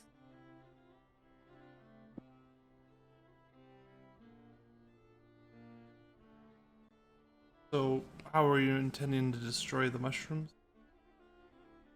I'm pondering. Well, if you're gonna burn them, I prefer not to be in an enclosed space with burning, possibly toxic material. well, there's several ways to kill vegetation. Mushroom, not vegetables. Vegetation, not veggies. Not plants. Okay. Well, they need moist. I'm assuming dark We could just burn them. places.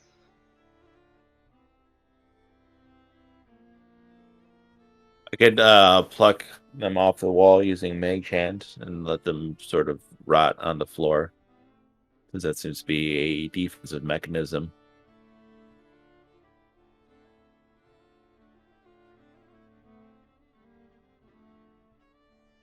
It is we have no way to get natural light in here. At least with our current with our meager supplies.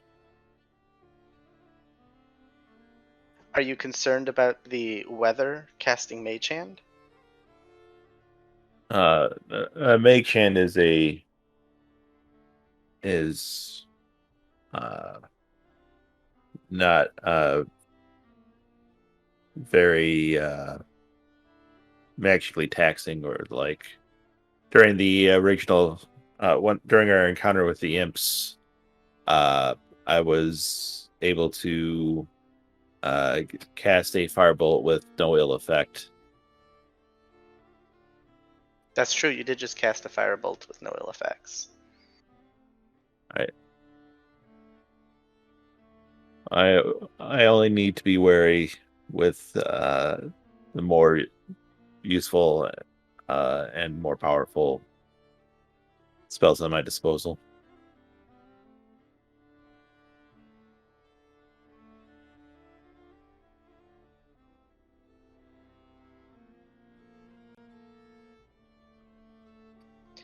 Unfortunately, I am without a light source at this point in time, so it may be more difficult than I would hope.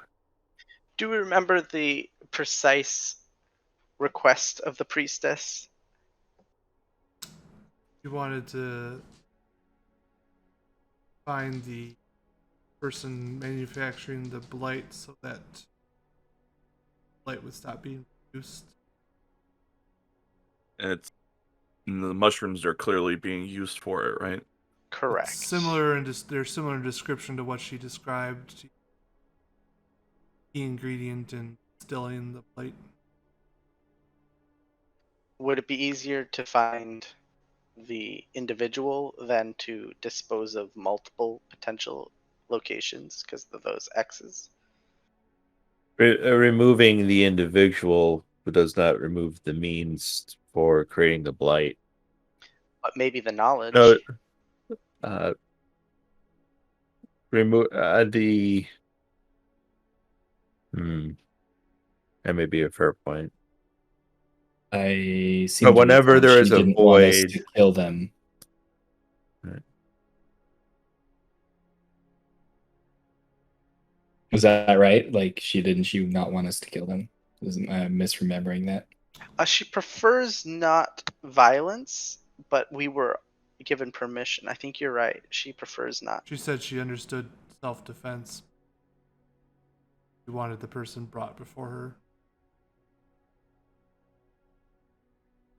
Well, then it seems removing the source wouldn't bring the person before her. nature abhors a vacuum. If there is a gap in someone supplying the blight, somebody will fill that void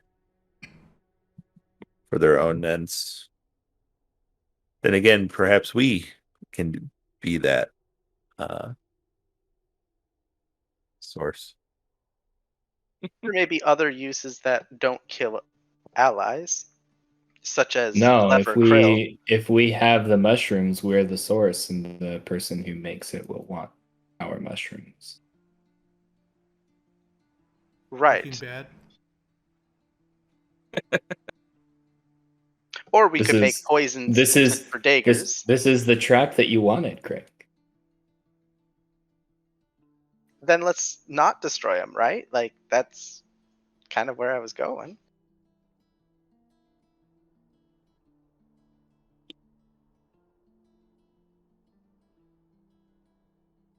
Leave it up to you, Abzir. Your But like I said, anyways. there is not enough light for me to pluck all of the sources I am unable to see in this darkness. I thought you had it. I mean, did the paper burn out? Is that what you're By saying? this Yeah, point, the paper's burned out. Oh, I can knock them all off the wall and stick them in a pile. Point your hand at it. That's what you wanted.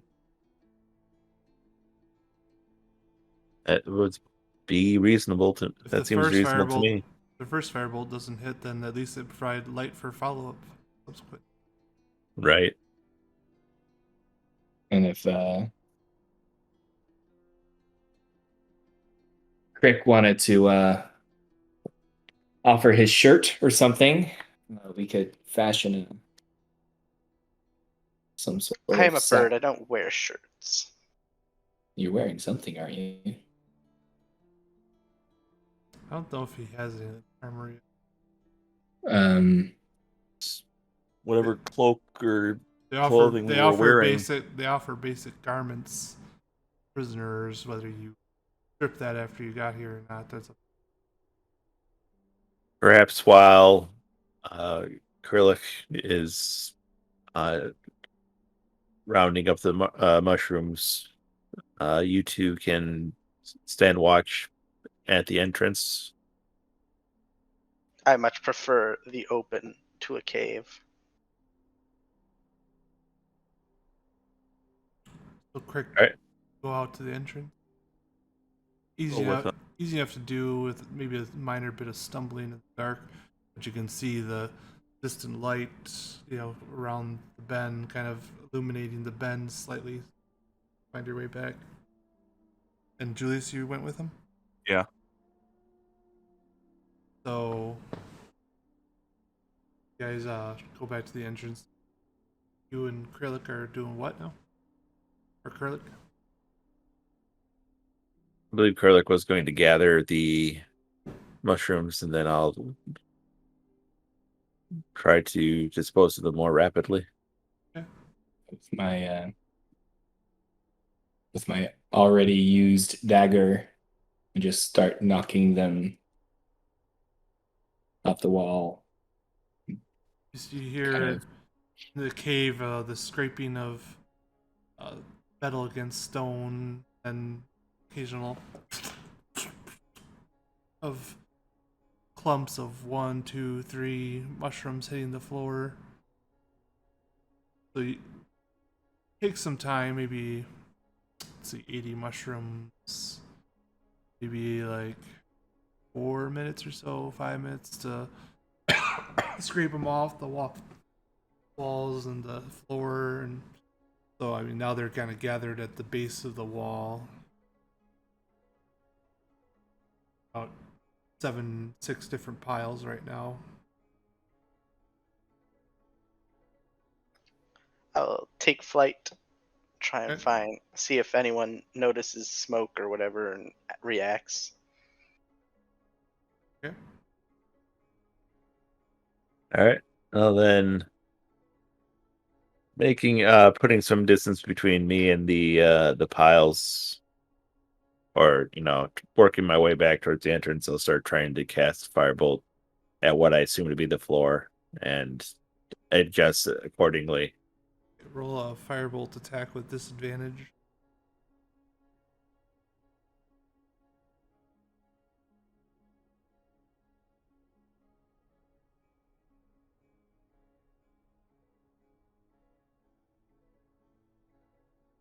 $14. That just Yep. That was 8 plus 14. 6. 14. You somehow managed to, in the dark, still kind of remember the approximate placement of the closest pile, and you hear the firebolt sizzes out from your hand. There's an orange streak lights up the walls, and it hits a pile. The pile starts to smolder and sizzle. A little bit of like grayish steam emanating off the pile. So one of the 6 piles is light. It's providing some dim light in the cavern right now. Using that to my advantage, I'll just try to. We can kind of hand wave this. We don't need Yeah. to spend time No, yeah, rolling that's- dice. Now, roll 5 more times. No, Just just the one because I wanted to know how easy it would be for it to hit the first pile since it's pitch black. Fair All right, enough. so it's 5 remaining firebolts, 30 seconds.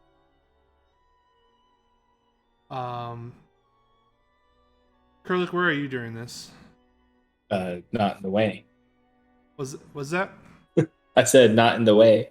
okay? But you're still in the cave.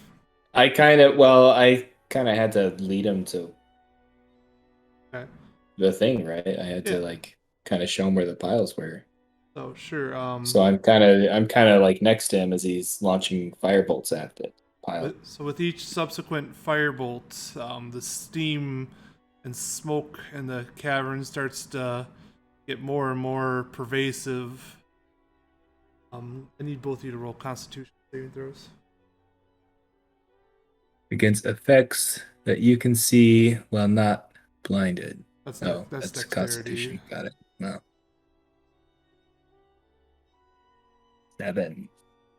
So I was, I had explicitly said that I was trying to throw it from A distance. from a distance. Mm-hmm. But still, So. the steam and smoke has only one way to go. And after about 30 seconds of 6 seconds each firebolts, the smoke is starting to roll past you. So, Okay. Kurlik, you can kind of taste that the smoke is burning your inside of your lungs a little bit.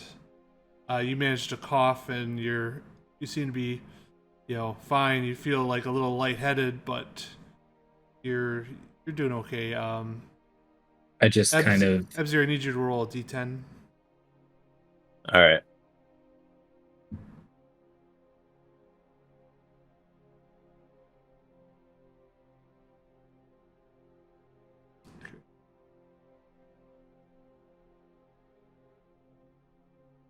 right, Be so you start coughing and wheezing a little bit at this as this acrid smoke is pouring out. You turn to leave, your task complete, and you see all of a sudden just like the largest imp standing next to you, snarling down at you.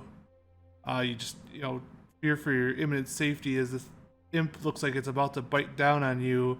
I need you to make a melee attack against this perceived imp. Either unarmed or if you have a weapon. Who? Yep. Ah.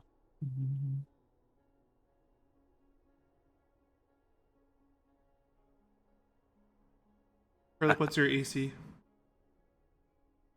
14, but I also have advantage on this Dex saving roll, so I'm gonna do that. It doesn't matter. You managed to catch his very limp wrist attempt to slap you. Oh, fair enough. So, coughing through the smoke, you're getting ready to leave. Probably pulling on his arm a little bit, like, let's get out of here. And Ebsir turns around, his face all of a sudden contorts in horror, looking at you. And he says something like, "Get back, beast!" And he takes a very limp-wristed swing at you, and you manage to catch it. And that's where you're right now. He's kind of like looking at you with terror, and you're kind of holding his arm at this point. How big is Ebzir? He's Smaller than you.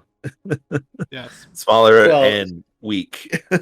Of all the things, like I can know what spells Ebzir has, but I can't know what size he is. No, unless I'm clicking through this sheet here. Probably So- several feet shorter than you, I'm guessing. And I just- then Kind of Yeah.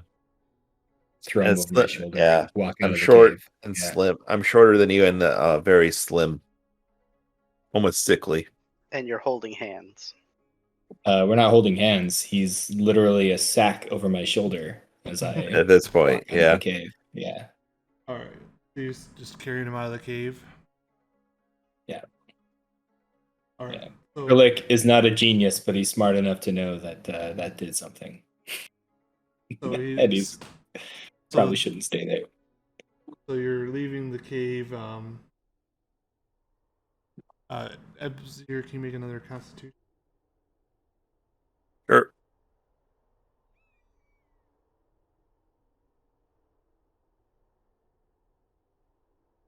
I need you to roll D10.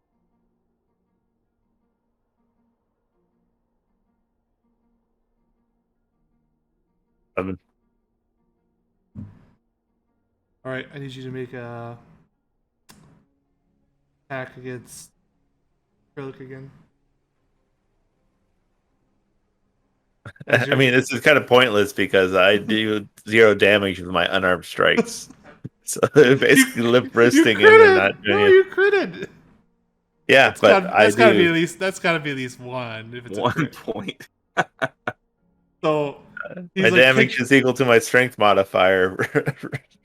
So Yeah. my strength modifier is -1. So you're carrying him out. He's like, "Unhand me! Let me go!" And he's like kicking and screaming, trying to claw at you, and he even jabbing his little horns into your chest right now. Doesn't seem to do any damage. More of a minor annoyance at this point. As you carry him the rest of the way out of the cave, after about 40 more seconds, and after being in the fresh air, he seems to regain his faculties. And then you, Julius and Crick, at the mouth of the cave, hear all this going on. What do you guys do when you hear, a bunch of yelling and screaming inside? Probably try and get his Weasel. Would you guys have rushed in to try to help, or would you guys have just stood outside? I'm flying above looking Oh, that's at right. people Yeah, I'm leaving. still at the entrance. I go in. I'm curious. Okay. Make a Constitution saving throw. Okay.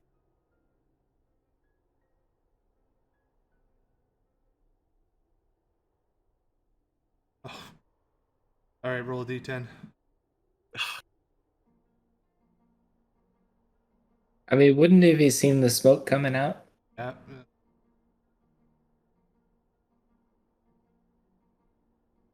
Phew. Okay. Good. So One, right? roll d8.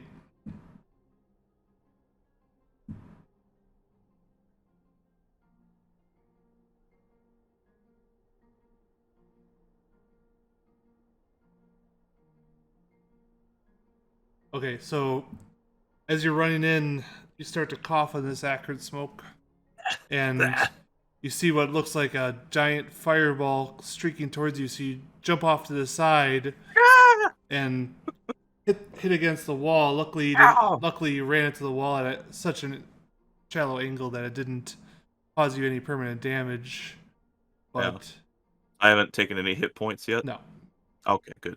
if you had rolled a more direct impact at the wall, because it's one is a creature uses all its movement and are move in a random direction. So if you ran Yeah. straight into a wall, then yeah, you would have. This was sort of an angle. Whew. So you, as you're coming out with one flailing, limp-wristed tiefling over your shoulder, you see a bird man coming down the tunnel towards you. He jumps off and scrapes against the wall to the right, screaming about some danger. Okay, can I like? Pick him up and take him with you. What's going on Yeah. in here? I mean, I have a carry weight of like 500 Yeah, or something. if you want ridiculous. to grab him and throw him over the other shoulder, that's. Can I get him out before he, who actually can do damage, can attack me, or should I just leave him there? You can get him out. You can get him out. That's Yeah. Okay. Well, I have a carrying capacity of 255, Sure. I guess. Well, push, drag, or lift. Yeah. So I'll just like shove him out ahead of me. Yeah. I'll say he's got one more round of being possibly affected if he fails another Constitution. Just make one more Constitution, Joe Greg.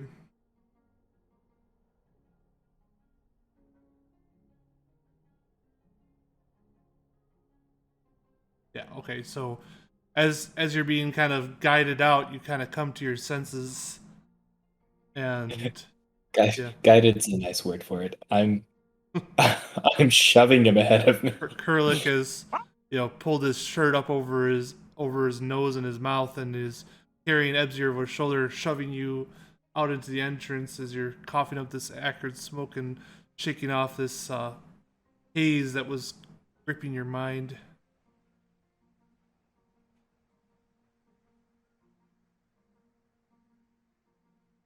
That's some good shit.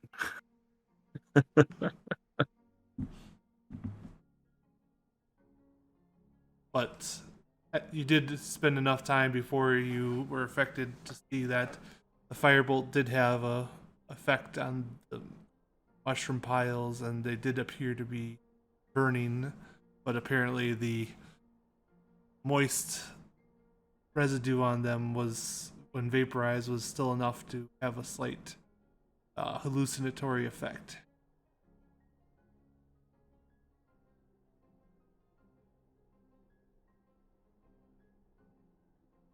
Okay.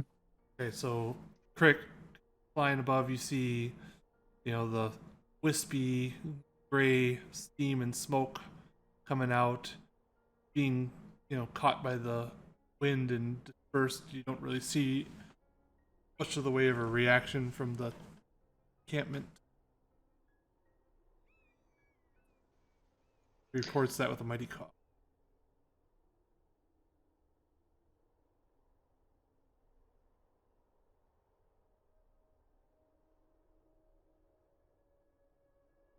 All right, I'll regroup with everyone. All right. Ebsir, you good? You gonna stop trying to like attack people?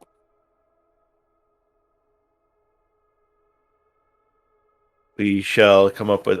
I shall have to come up with another in the next cavern. Yeah. Apologies.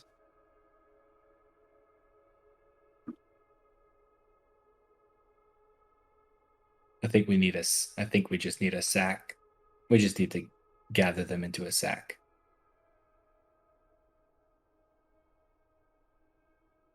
That may be a good idea. Really, we al- need a light source. We can also report our findings if we head back.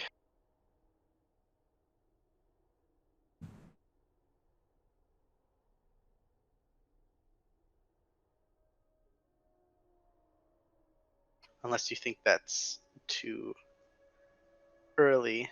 We don't have sufficient evidence.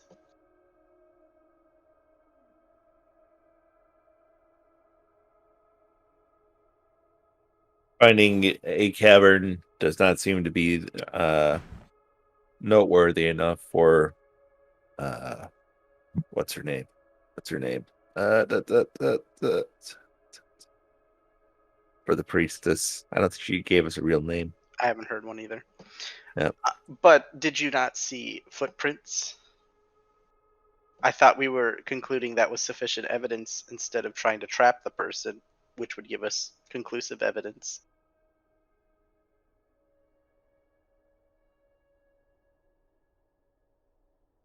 We can be relatively confident that either the one of the people involved is a cat creature or is powerful enough in magic to change his shape. Well, if we're still not certain, maybe we can go back to town and cry fire in a cave and see who comes running or running to a different cave. The walk back to town is long enough. We can perhaps ponder in silence and share our ideas once we return.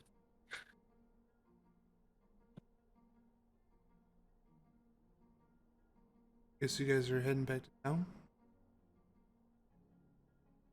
Yep, I think at this point in time. You guys start heading back, following the opposite route you took out here. The cliff edge to your right. This start to see after about 15 minutes of walking. You start to see the encampment ahead of you in the depression. Then after 10 minutes, you're at the edge of the encampment where Uthma and El are appear to be engaged in some sort of game of They're sitting on their chairs, but there's a rock between them. They appear to be pulling some dice or something.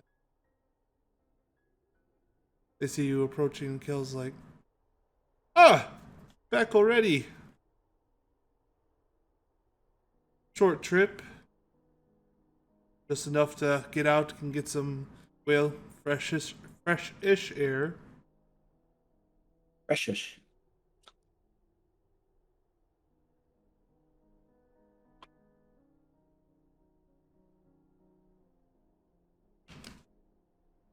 Yep, it's a pretty short trip.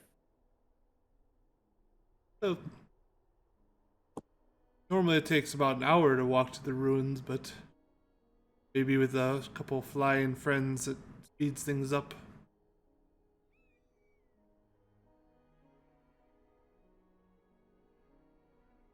Well, they are pretty fast.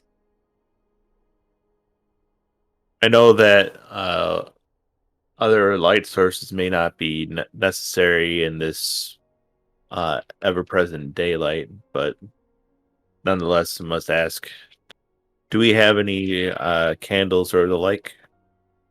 Candles, yeah. There's some candles. They keep them on hand for the temple, as the temple is fully enclosed. Aids in providing light for the priestess and her worship services.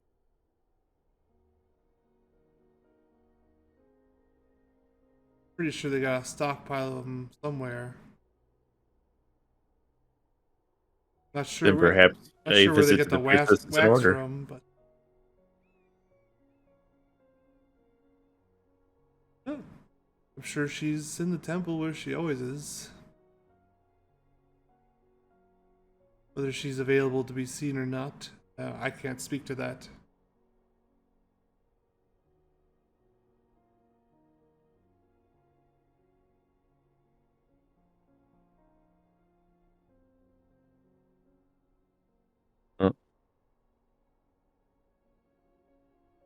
I guess that's well. I cordially say farewell, and start heading towards the temple Okay. to try to find some candles.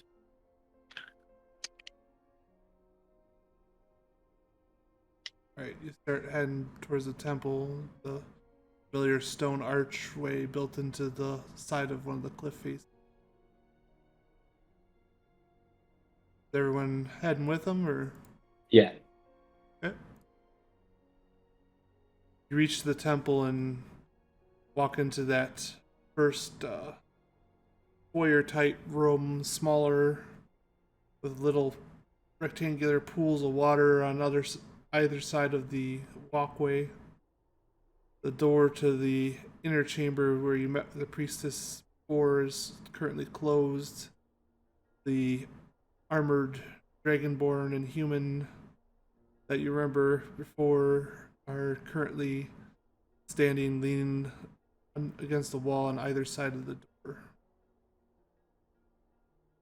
They appear to be engaged in hushed conversation, but after seeing you guys approach, they kind of appear to snap to a little bit more, alert posture.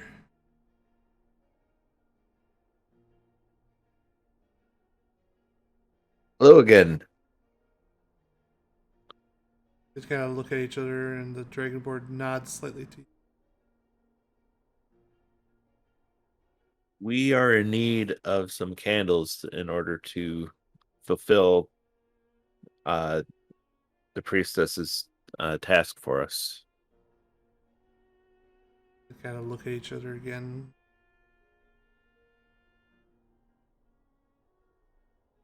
We got candles. How many do you need? Oh, I would think no more than a few. Yeah, the dragonborn looks at the gestures room.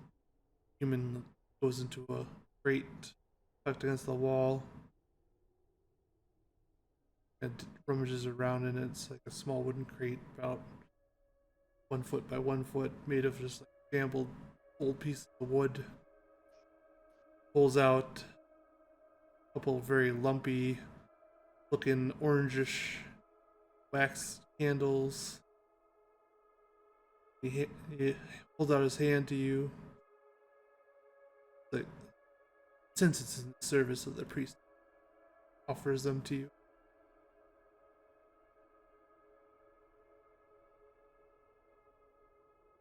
Thank you very much. Sure. This should greatly facilitate our endeavors. Have you made any progress?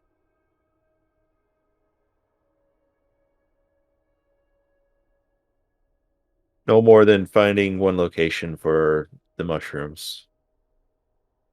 It still remains to be seen who is behind them, behind collecting them. So, just be sure to let us know as soon as you know something. Indeed. And he returns to the position, leaning against the where he was leaning against the wall, still standing alert though for the moment.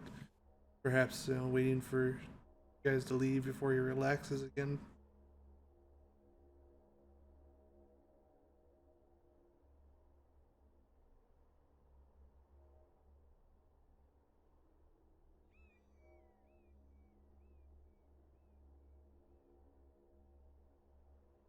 There's only 5 minutes to 1:30.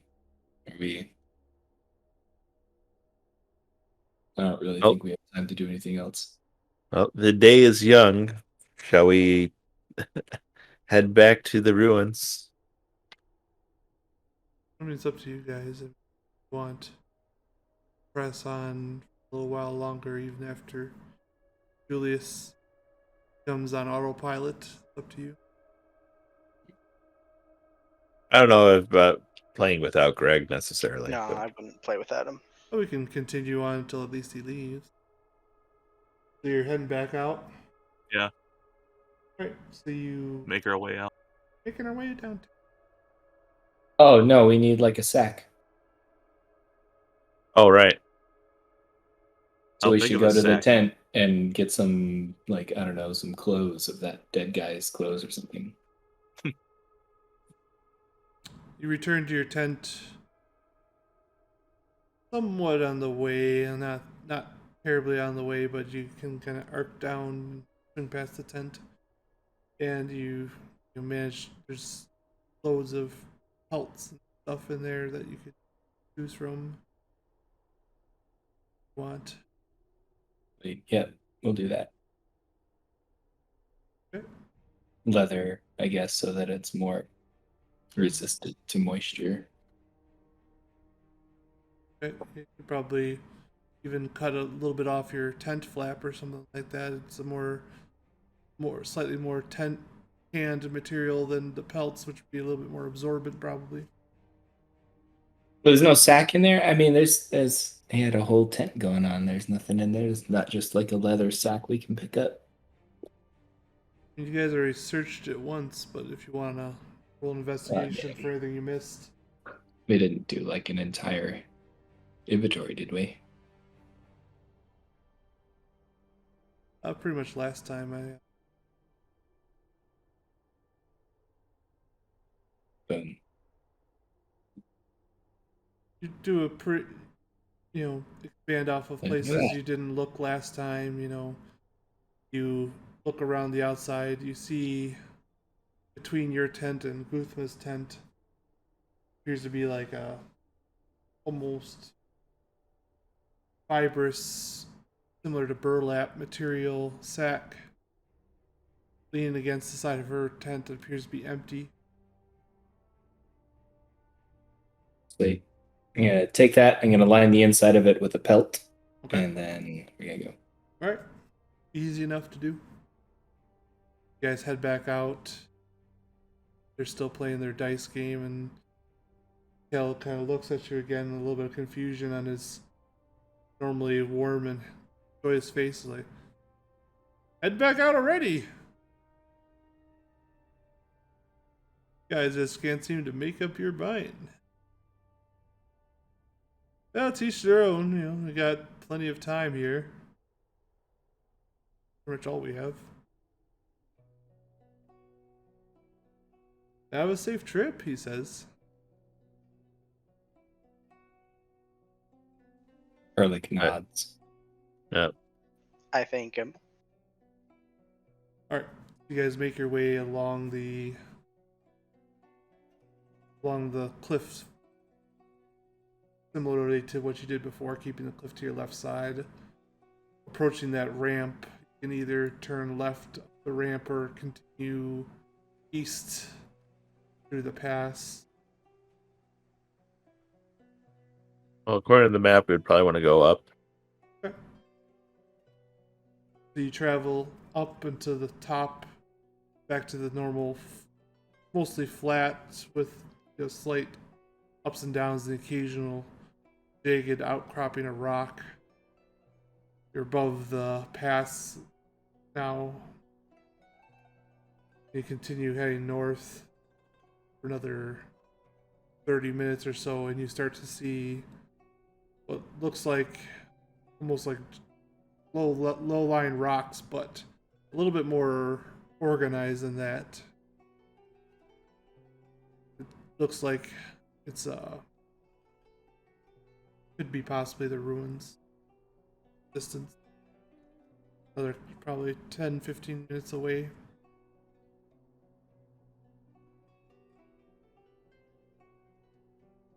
You guys press onward, and you get closer. As you do, you see it's about maybe 100 foot by 100 foot worn, collapsed stone foundation with a couple very small fragments of walls still. No more than 6 foot long by 1 or 2 feet high. But you can see what looks like cut brick.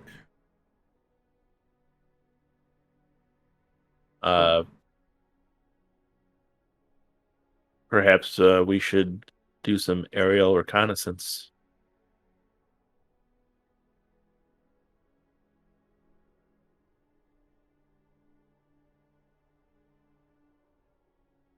And what are we looking for? People, equipment, cat People, creatures. places, things. Any other nouns?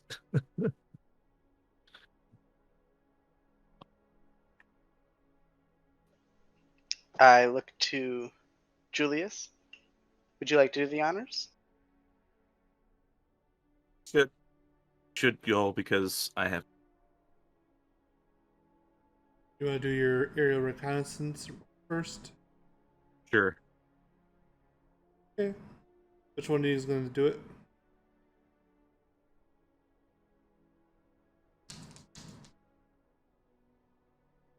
I'd recommend whoever's the best perception.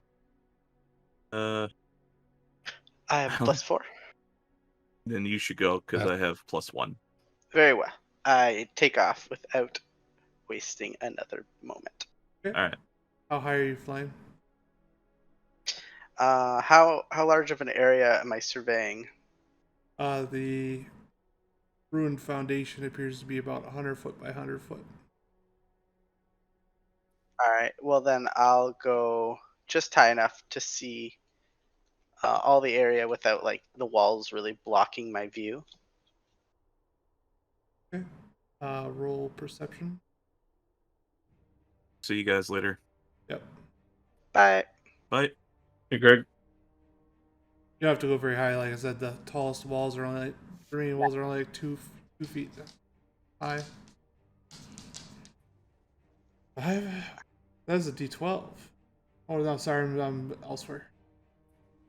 That one. So Oof. Hard to see from this height. stop now that Greg had to go. And this is where you want to pause for the time being.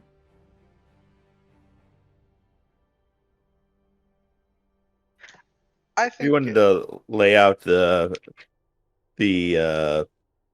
terrain a little bit, and that gives us enough.